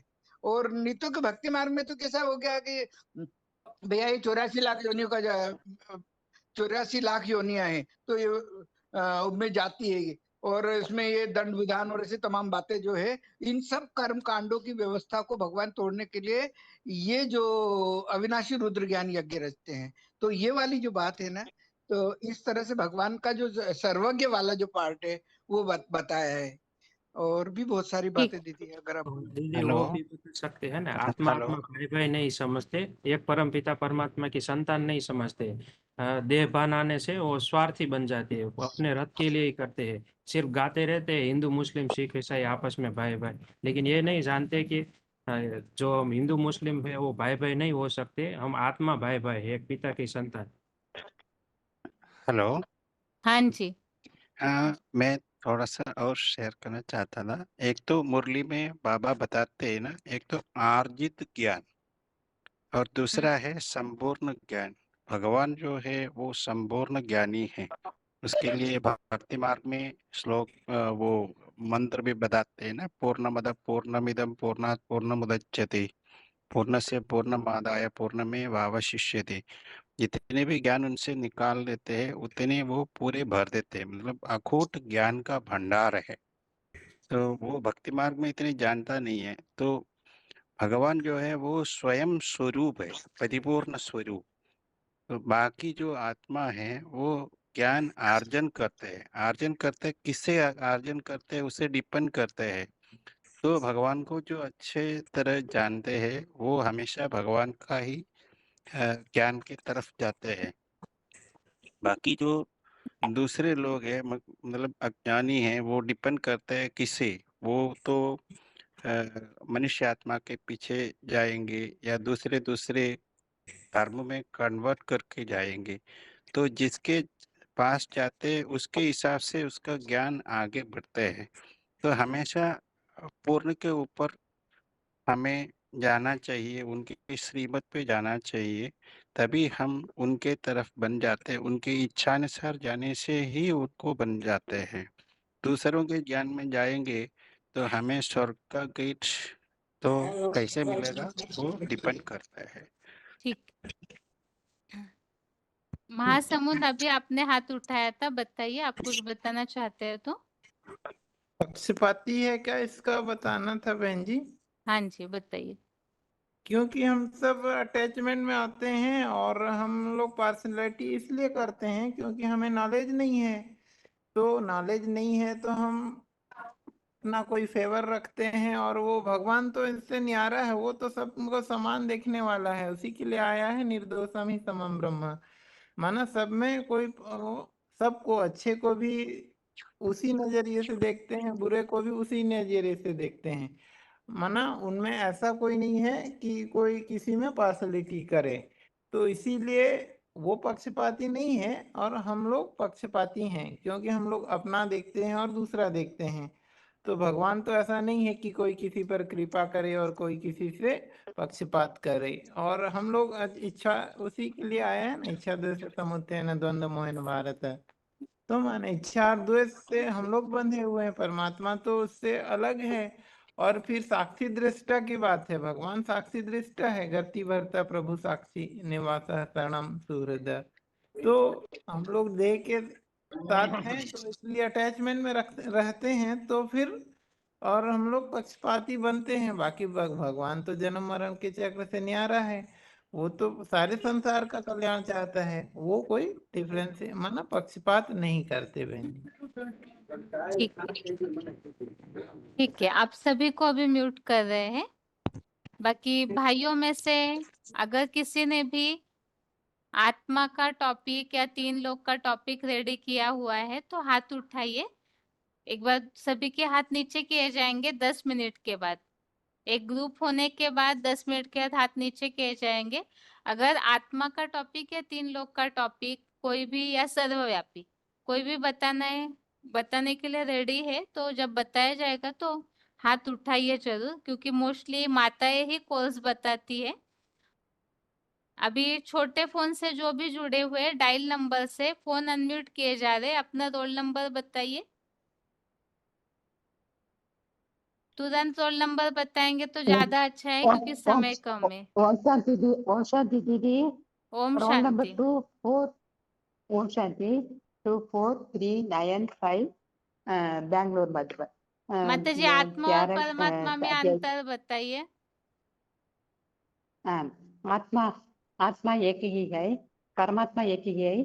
आत्मा जन्म मरण चक्र में आते हैं, परमात्मा जन्म मरण चक्र में नहीं आते हैं। आत्मा कर्म बंधन में आते हैं, परमात्मा कर्म बंधन में नहीं आते हैं। आत्मा भोक्ता, आत्मा कर्म योगी, परमात्मा अभोक्ता अकर्ता अजन्मा। आत्मा सुखभोग आत्मा मुक्ति जीवन मुक्ति आने वाला है, परमात्मा सुखभोग नहीं लेते हैं। परमात्मा मुक्ति जीवन मुक्ति नहीं आने वाले। आत्मा भोज्य बनते हैं और भूजारी बनते हैं, परमात्मा नहीं भोज्य बनते हैं और भूजारी बनते हैं। श्लोकन चल उपदिष्ट हनुमंत चपता भोक्ता महेश्वर परमात्मा इति अभी देहे अस्मिन् पुरुषः परः। ओम शांति दीदी। ठीक है, आगे बताइए, रोल नंबर बताइए जिनका भी फोन अनम्यूट हुआ है।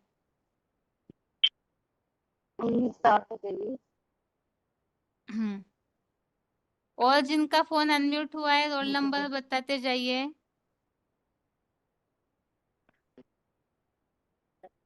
रोल नंबर बताते जाइए, नहीं तो फोन तुरंत म्यूट करेंगे फिर। 29,669। ठीक है, आगे बताइए रोल नंबर। गुजरात के माता जी उषा माता जिनका नाम लिखा है। हाँ जी, ओम शांति। हाँ जी, हाँ जी, क्या बताना दीदी? Roll number 26,612। माता जी मानसा के है या गुजरात के आप? मानसा के दीदी। ठीक है,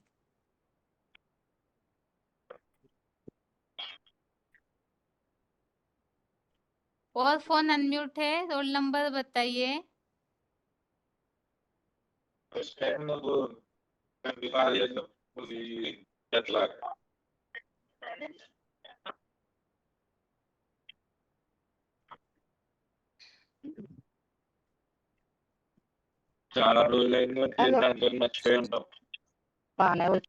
13/170। हेलो हाँ जी माता जी, विजय विहार, ठीक है माता जी। अभी आप लोगों के लिए हाँ सिर्फ जी। श्लोक बताने का प्रश्न है, क्योंकि समय ज्यादा नहीं है और कोर्स सुनना है आगे, इसलिए जिप आपको टॉपिक बताया जाएगा, देख के बताइए या बिना देखे श्लोक बताइए।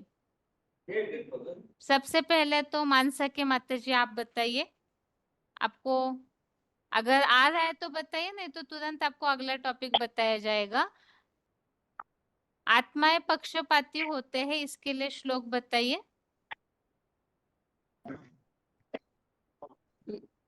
ठीक है, मनुष्य आत्माएं सात्विक का 27 में है दीदी, सात्विक हाँ का बताइए 27वां। बताइए बताइए। देख के पढ़ रही हूँ दीदी। हाँ इच्छा जी, देख के पढ़िए। इच्छा द्वेष समुथेन द्वंद्व मोहेन भारत सर्वभूतानि सम्मोहम सर्गे यान्ति परतपम। ठीक है, 19/423 माता जी आपके लिए सर्वव्यापी के टॉपिक में से प्रश्न है ये। पर शंकर जो है वो शिव समान निराकारी स्टेज धारण करते हैं, तो निराकारी स्टेज के लिए कौन सा श्लोक बताया जाता है? शंकर शिव समान निराकारी स्टेज धारण करते हैं।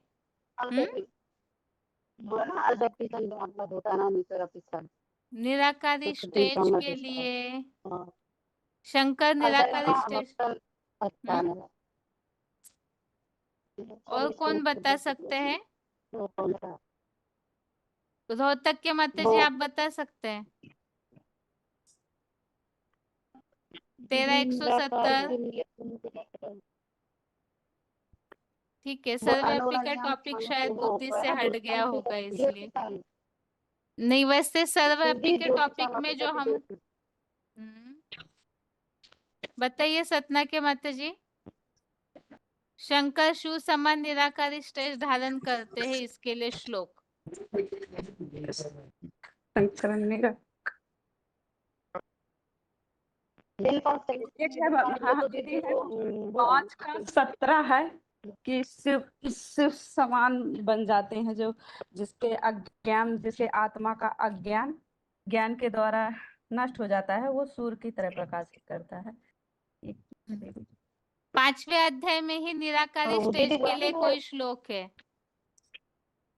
कर्म करते हुए भी बिल्कुल निराला रहता है। हाँ वो है ना दीदी, नाम कर्माणि बंधन्ति, नाम ही कर्म फल इंद्रियों से नैव किंचित करोमीति युक्तो मन्ये तत्ववित्। हाँ ये 8 ठीक है माता जी, ये सब कर्म बंधन के श्लोक है और अभोक्ता के। नैव किंचित करोमीति युक्तो मन्ये तत्ववित्, ये वाला श्लोक जो है इसके लिए पूछा था। ठीक है,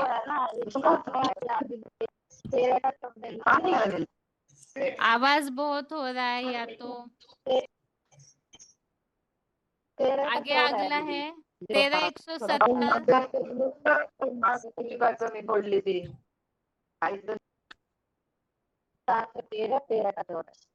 13/170 विजय विहार। माता जी आप बताइए, मनुष्य आत्माएं जो है वो करता है, कर्म धारा बिगड़ नहीं रह सकते।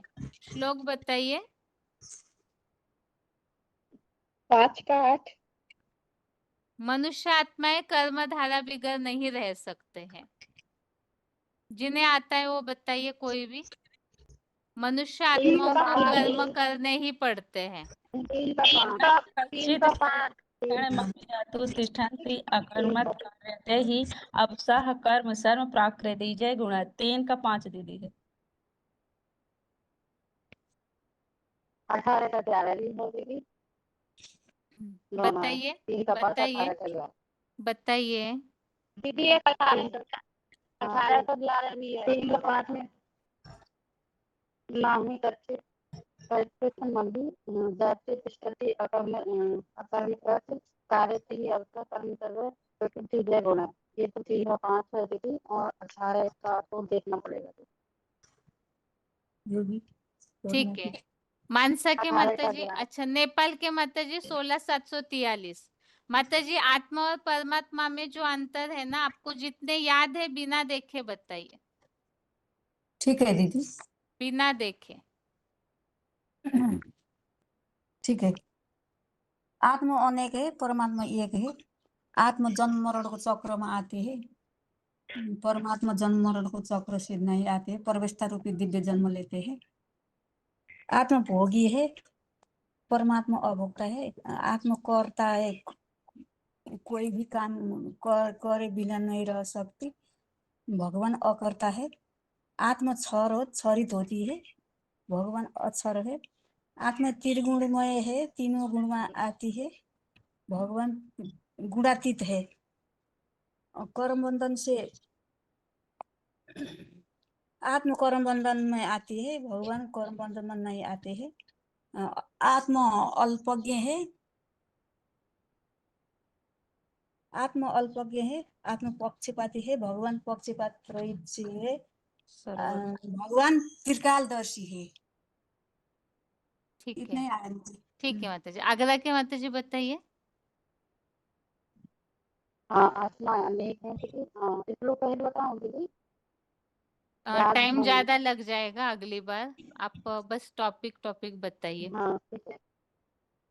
आत्मा अनेक है और भगवान एक है, और आत्मा जन्म मरण की चक्कर आती है। भगवान जन्म मरण के चक्कर में नहीं आता है। आत्मा तो देह को धारण करती है, लेकिन भगवान तो देह को धारण नहीं, मतलब एक शक्ति बना लेता है, देह को धारण नहीं करता। और आत्मा तो भोगी है, भगवान अभोगी है।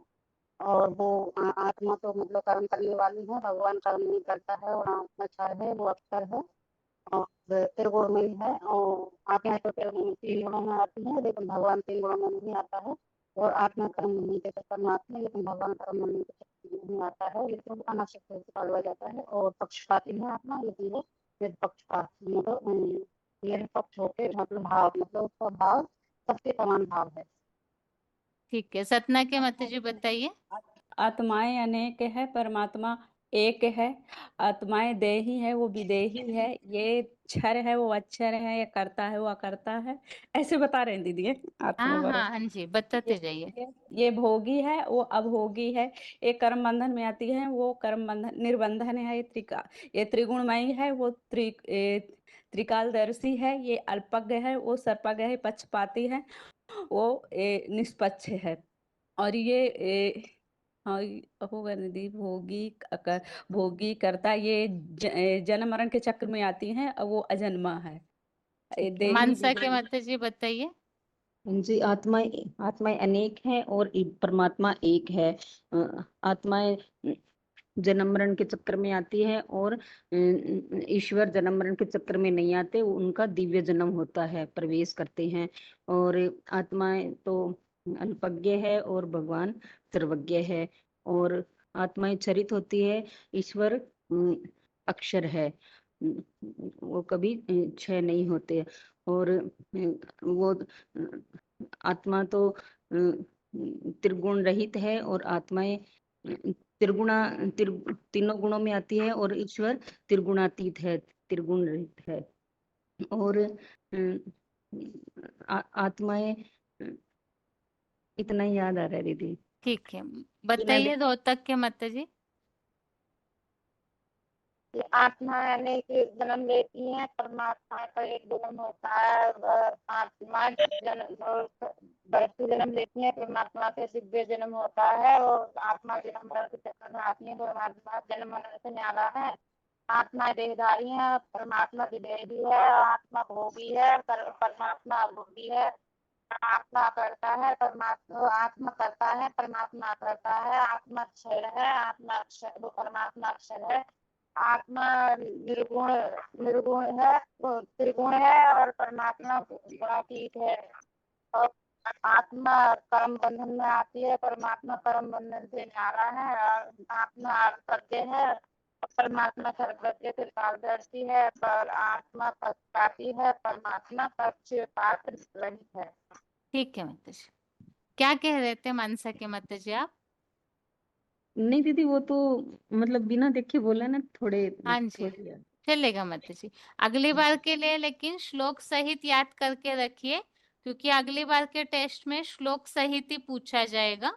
बाकी अभी 10 मिनट का टाइम है, तो कोर्स के लिए अगर कोई पूरा कोर्स शॉर्ट में 10 मिनट में बता सकते हैं तो हाथ उठाइए। कोई भी कोर्स, चाहे 3 लोग का हो, आत्मा का टॉपिक हो, सर्वव्यापी हो, 10-12 मिनट का टाइम है हमारे पास, तो अगर पूरा कोर्स बता सकते हैं तो हाथ उठाना है।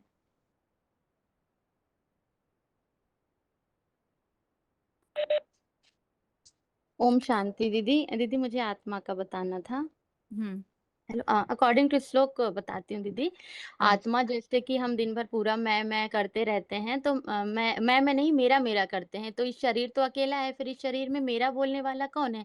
तो जरूर इस शरीर में कोई और है, तो कौन है? तो वो आत्मा है, जिसके लिए जब अर्जुन को युद्ध करना था, तो अर्जुन ने युद्ध करने से मना कर दिया, तो जो भगवान श्री कृष्ण थे उन्होंने आकर के अर्जुन को आत्मा का पूरा ज्ञान दिया, जिससे अर्जुन को मन की शांति हुई और युद्ध करने के लिए तैयार हो गए। तो अभी एक ऐसा समय आने वाला है, जो महाभारत महाभारी का युद्ध, बहुत भयंकर समय आने वाला है। तो इस समय के लिए हम अगर अपनी आत्मा को जानेंगे, तो शायद विनाश के समय हम व्यथित नहीं होंगे और आराम से ही मतलब जीवन व्यतीत कर पाएंगे। तो इसके लिए भगवान ने जो गीता का ज्ञान में आत्मा का परिचय दिया, उसके बारे में थोड़ा सा बताने की कोशिश करती हूँ कि ज्ञान की महिमा के विषय में हम 9 का 1, 9 का 2, 4 का 7, 13 का 11, 10 का 1 और 14 के 1 श्लोक बता सकते हैं, जिसमें से मैं एक श्लोक बताती हूँ। श्री भगवान वाच इदम तेतु गौतमम प्रवक्ष्यामि अंशवते ज्ञान विज्ञान सहितम यज्ञात्वा मोक्ष से अशुभात। माना भगवान ने ऐसा ज्ञान अर्जुन को बताया, जिस ज्ञान को जानकर कहीं जाने की जरूरत नहीं है, इस ज्ञान को जानने से ही मोक्ष को प्राप्त किया जा सकता है।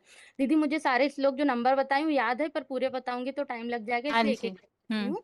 फिर आत्मा जो है इस शरीर में सदा रहती है, क्योंकि आत्मा जो है चैतन्य शक्ति है, जो इस शरीर को चलाती है। आत्मा को हम प्राण, वायु, शोल, नोर, स्पिरिट कई नामों से जानते हैं, जो इस शरीर को चलाती है, क्योंकि आत्मा के बिना ये शरीर पंच तत्वों का पुतला है। क्योंकि कहते हैं ना कि जब किसी के प्राण निकल जाते हैं, तो क्या हम जो अंतिम संस्कार किया जाता है वो आत्मा का नहीं, शरीर के किया जाता है। तो माने जो शरीर है, जो आत्मा है, इस शरीर को सदैव चलाती है, जिसके लिए गीता में भगवान ने अर्जुन से कहा कि 2:30 में कहा कि देहि नित्यम अवध्यो अहम देहे सर्वस्व भारता तस्मात् सर्वाणि भूतानि न त्वयं शोचितु महर्षि। माना जो आत्मा इस देह में सदैव व्याप्त है, अगर आत्मा नहीं है तो ये शरीर विनाशी हो जाता है। और आत्मा जो है ये अति सूक्ष्म होती है, इसे इन आंखों से देखा नहीं जा सकता, जिसके लिए 2 के 18 में आया अंतवंती में देहा नित्य शोक्ता शरीर अनाशिनो अप्रमेय तस्मात् शुद्धस्य भारता। मानी ये आत्मा अति सूक्ष्म, इसे मापा नहीं जा सकता है। फिर जो आत्मा है 5 तत्वों से परे है। जो शरीर है 5 तत्वों का पुतला है, विनाशी है, लेकिन जो आत्मा है 5 तत्वों से परे है, जिसके लिए गीता में श्लोक है 2:23 में नैनम छिदंती शस्त्राणि नैनम दहति पावका न चनम क्लेदंती आपन शोषति मारुता। फिर ये जो आत्मा है ये एक शरीर छोड़ के दूसरा शरीर धारण करती है, जिसके लिए 2:22 में आया वाषाणी जिन्नानि यथा विहा नवानि ग्रहति नरोपराणि तथा शरीराणि विहा जीर्णानि अन्यानि सैंति नमाहि देहि। और 2:27 में भी आया है कि जन्म लेने वालों की मृत्यु और मृत्यु लेने वाले का जन्म जो है अटल है। तो जातः सिंह ध्रुवम मृत्यु ध्रुवम जन्म मृतश्च तस्मात् परिहारार्थे न त्वं शोचितु महर्षि। फिर आत्मा जो होती है इसका ये जो है इसका रूप जो है अति सूक्ष्म है, तो इसके लिए भी गीता में आया है 8 के 9 में कि कवि पुराणम अनुसस्तारम अड़ुवड़ियासम अनुस्मरेत या सर्वस्य धातारम चिंत रूपम आदित्य वर्णम तम स परस्तत। अब जो आत्मा है वो रहती कहाँ है? तो जिस तरह से राजा एक ऊंचे सिंहासन में बैठ करके अपने राज्य को चलाता है, जो सबसे उत्तमांग माना जाता है भ्रूर, जिसके यादगार में माताएं जो है बिंदी लगाती है, पुरुष लोग टीका लगाते हैं, वहां पर आत्मा निवास करती है, जिसके लिए गीता का जो श्लोक है उसमें 8 के 10 में आया कि भ्रू मध्य प्राणाम आवेश सम्यक। हमारा की जो प्राण आवेश है वो भ्रुकुटी के बीच में निवास करते हैं। फिर जो ये आत्मा है ये अति सूक्ष्म होती है, तो उसको इन स्थूल आंखों से 5 तत्वों की आंखों से देखा नहीं जा सकता है, क्योंकि आत्मा जो है 5 तत्वों से परे है, तो उसको देखने के लिए 5 तत्वों से परे ज्ञान चक्षु चाहिए, जो भगवान आकर के हमको देते हैं, जिसके लिए गीता के 15 के 10 में आया उत्क्रामांतम स्थितम वापी भुजानम अगुणवंतम विमूढ़ वन पश्यंती ज्ञान चक्षुषा। माना ज्ञान चक्षु के द्वारा आत्मा को देखा जा सकता है। और इसके 11 के 8 में भी आया कि नातु माम शक्ति द्रष्टुम अनेल चक्षुषा दिव्यम ददामि ते चक्षु पाशमी योगम ऐश्वर्य। अब जो आत्मा है वो निर्लेप नहीं, आत्मा सुख दुख भोगती है, जिसके कारण वो जन्म मरण के चक्र में आती है, जिसके लिए 13 के 21 में आया है पुरुषम प्रकृति स्तोहि भुड़ांके प्रकृति जान गुणान कारणम गुण संगस सद्योनि जन्मसु।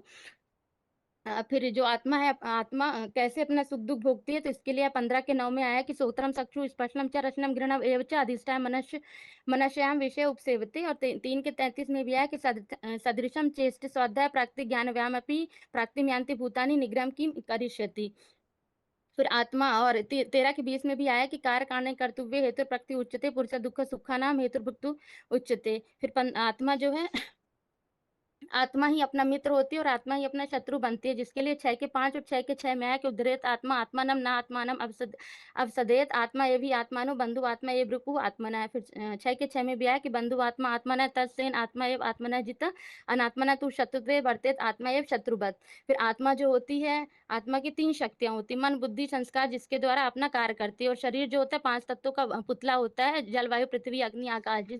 जिस तरह से कि जैसे मोबाइल में बैटरी के बिना मोबाइल नहीं चलता, कार के बिना, ड्राइवर के बिना कार नहीं चलती है, उसी तरह से जैसे कि आत्मा है बीज और शरीर है वृक्ष, और आत्मा है रथी और शरीर है रथ, उसी तरह से आत्मा जो है उस 3 शक्तियों के द्वारा चलती है। जैसे शरीर और आत्मा मिलकर जीवात्मा बनते हैं। तो मन, पहले हम मन के बारे में जाते हैं। तो जो मन होता है, मन को बहुत चंचल बताया गया है भागवत गीता में। मन जो चंचल है, हवा की तरह कूदता फूदता इधर उधर भागता रहता है, जिसके लिए गीता में आया है कि चंचलम ही मन कृष्ण प्रमाति बलवत दृढ़म तत्सहम निग्रह मन्ये वायु एव च दिस्करम। और दूसरा आया 2 के 67 में इंद्रियाणम ही चरता यत मनो अनुविद्यते तत्सहरित प्रज्ञम वायु नाम विभवसी। माना ना, इंद्रियां जो होती है मन को हर लेती है, मन इधर उधर भागता रहता है। तो मन को हम कैसे कंट्रोल कर सकते हैं? तो कंट्रोल करने का तरीका भी भागवत गीता में आया है। असंशय महाबाहो मनोदुर्निग्रहम चलम अभ्यासेन तो कौनते वैराग्यं च ग्रहते। और आया है शयने शयने ऊपर में बुद्धि धृति गृहीत्वा आत्मसंस्थम मना कृत्वा न त्वं आत्मसंस्थम मनम कृत्वा न किंचित अपि चिंतेत।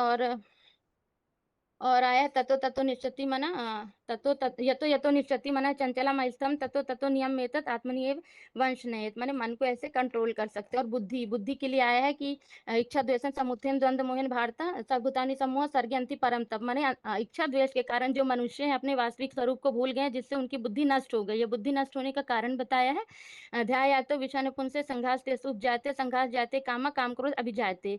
फिर बताया क्रोधा भक्ति सम्मोह सम्मोह स्मृति ब्रह्मा स्मृति भ्रंश बुद्धिनाशो बुद्धिनाश प्रणश्यति। तो अब स्थिर बुद्धि किसे कहेंगे? तो उसके लिए बताया है 2 के 56 57 और 58 में बताया है कि यदा सहायते चायम कूर्मा अंगानी इव सर्वशत इंद्रियाणि इंद्रियार्थेभ्यः तस्य प्रज्ञा प्रतिष्ठते।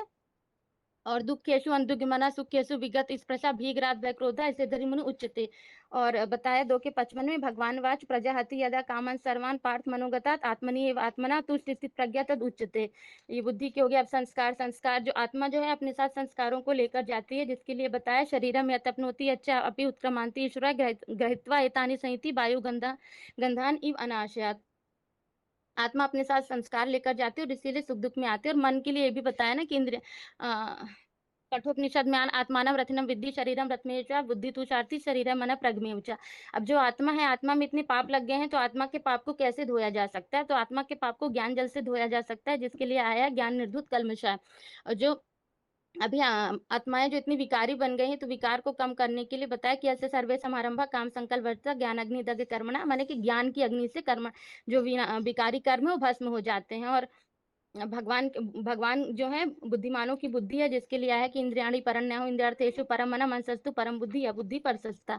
फिर भगवान ने ये सब गीता ज्ञान अर्जुन को बताया। और इसके बाद ज्ञान को अगर पूरा होने के बाद हम बताते हैं कि ये ज्ञान मैंने तेरी मनोकामना से बताया है। भगवान ने ऐसा कहा, अगर तू इसको अपनाना चाहता अपनाओ, नहीं तो इसमें कोई जबरदस्ती नहीं है। तो इसके लिए भी बता सकते इति ते ज्ञानम अख्यानम गुहात गुहांतरम मया विमृशा एता तोषण यथा इच्छसि तथा कुरु। और इस ज्ञान का अगर तुम अंश मात्र भी धारण करते हो तो विनाश काल के समय व्यतीत नहीं होते हैं। भगवान जो है विनाश काल के समय हमारी रक्षा करते हैं। और इस ज्ञान की धारणा का अंश मात्र भी जो है नष्ट नहीं होता। इसके लिए है कि ना ही अभिक्रम नाशो अस्ति प्रत्यवायो न विद्यते स्वल्पम अपि अस्य धर्मस्त्रायतो महते भयात्। और इसके लिए अगर योगी है, स्थिर बुद्धि है, तो उसके लिए भी कई सारे श्लोक है। जैसे कि योगी जो होते हैं उनका हार बिहार फिर वो अलग हो जाएगा। दीदी इतना ही है। ठीक है माताजी, ओम शांति। ठीक है। ओम शांति। अभी हाथ बहुत उठे हुए हैं, लेकिन 2-3 मिनट ही बाकी है, इसलिए अनम्यूट नहीं कर रहे हैं। एक बार ऐसे माता और भाई हाथ उठाइए जो कोर्स बताने के लिए रेडी है, लेकिन एक बार भी बताया नहीं है या चांस ही नहीं मिला है। ऐसे जो भी है हाथ उठाइए। जब से ये क्लास चल रहा है तब से कभी भी आत्मा का टॉपिक या कोई भी बेसिक कोर्स एक बार भी नहीं बताया है? ऐसे हाथ उठाइए एक बार, और बता सकते हैं या रेडी करके आगे बताएंगे, ऐसे जो भी है हाथ उठाइए।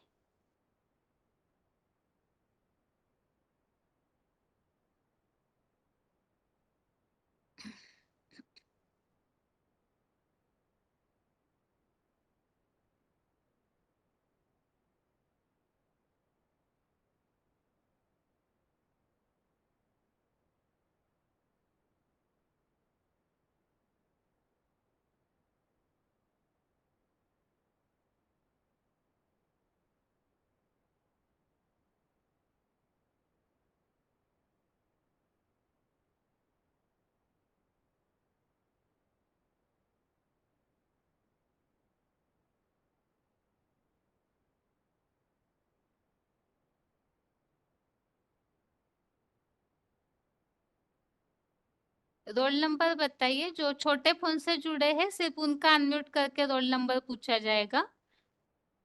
रोल नंबर बताइए। हाँ जी, आप तो बता चुके हैं ना कोर्स? हाँ, एक दो बार ही सर्वव्यापी अच्छा, का आत्मा का बताइए। ठीक है, ठीक। आगे बताइए रोल नंबर अपना। 1839। ठीक है, आगे रोल नंबर बताइए। 7240। अच्छा, कहाँ के हैं माता जी आप? आप विश्रा क्या? श्रीरामपुर में क्लास करता है। विश्रामपुर में? आप कलकत्ता के हैं क्या? हाँ, कोलकाता ना, श्रीरामपुर इधर श्रीरामपुर। श्रीरामपुर कहाँ? कलकत्ता में ही ना? वेस्ट बंगाल में ही श्रीरामपुर ना? ना। फिर अच्छे से बताइए, स्टेट बताइए अपना।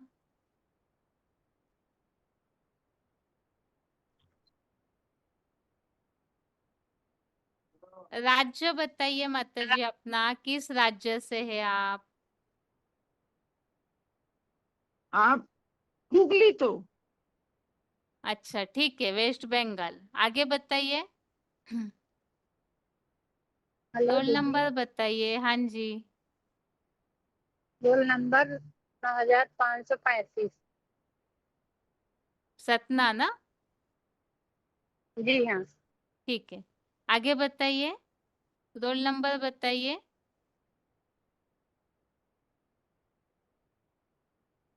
और एक फोन अनम्यूट किया है, रोल नंबर बताइए अपना। 52 क्या? 52 41 52 45? ठीक है, ठीक है।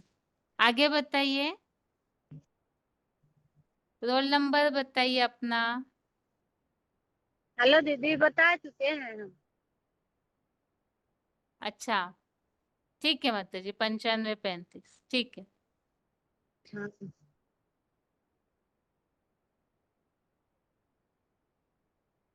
अभी जिन्होंने भी अभी हाथ उठाया है तो रेडी करके रखिए। अभी से समय देख करके हर क्लास के लास्ट में अनम्यूट किया जाएगा फोन। तो आप में से जिन्होंने भी आज हाथ उठाया है पहले उनको प्रेफरेंस दिया जाएगा फोन अनम्यूट के लिए। तो उस हिसाब से रेडी करके रखिए अपना कोर्स। और इसके अलावा जैसे 3 लोग का चित्र हमारा हो चुका है तो उसे भी आप सभी रेडी जरूर करके रखिए ताकि बता सके। और सर्वव्यापी का टॉपिक भी बताया था, क्योंकि अभी आत्मा सो परमात्मा का टॉपिक और 1-2 हफ्ते चलेगा, तो उसके बाद फिर नया प्रश्न शुरू हो जाएगा। तो जब तक वो है तब तक पुराने कोर्स को रिपीट करने के लिए समय ज्यादा मिल सकता है। तो इसीलिए ही कोर्स को अच्छी तरह से रेडी करके रखिए ताकि बता सके। अभी आज के लिए गीता क्लास यहाँ ही पूरा करते हैं। ओम शांति।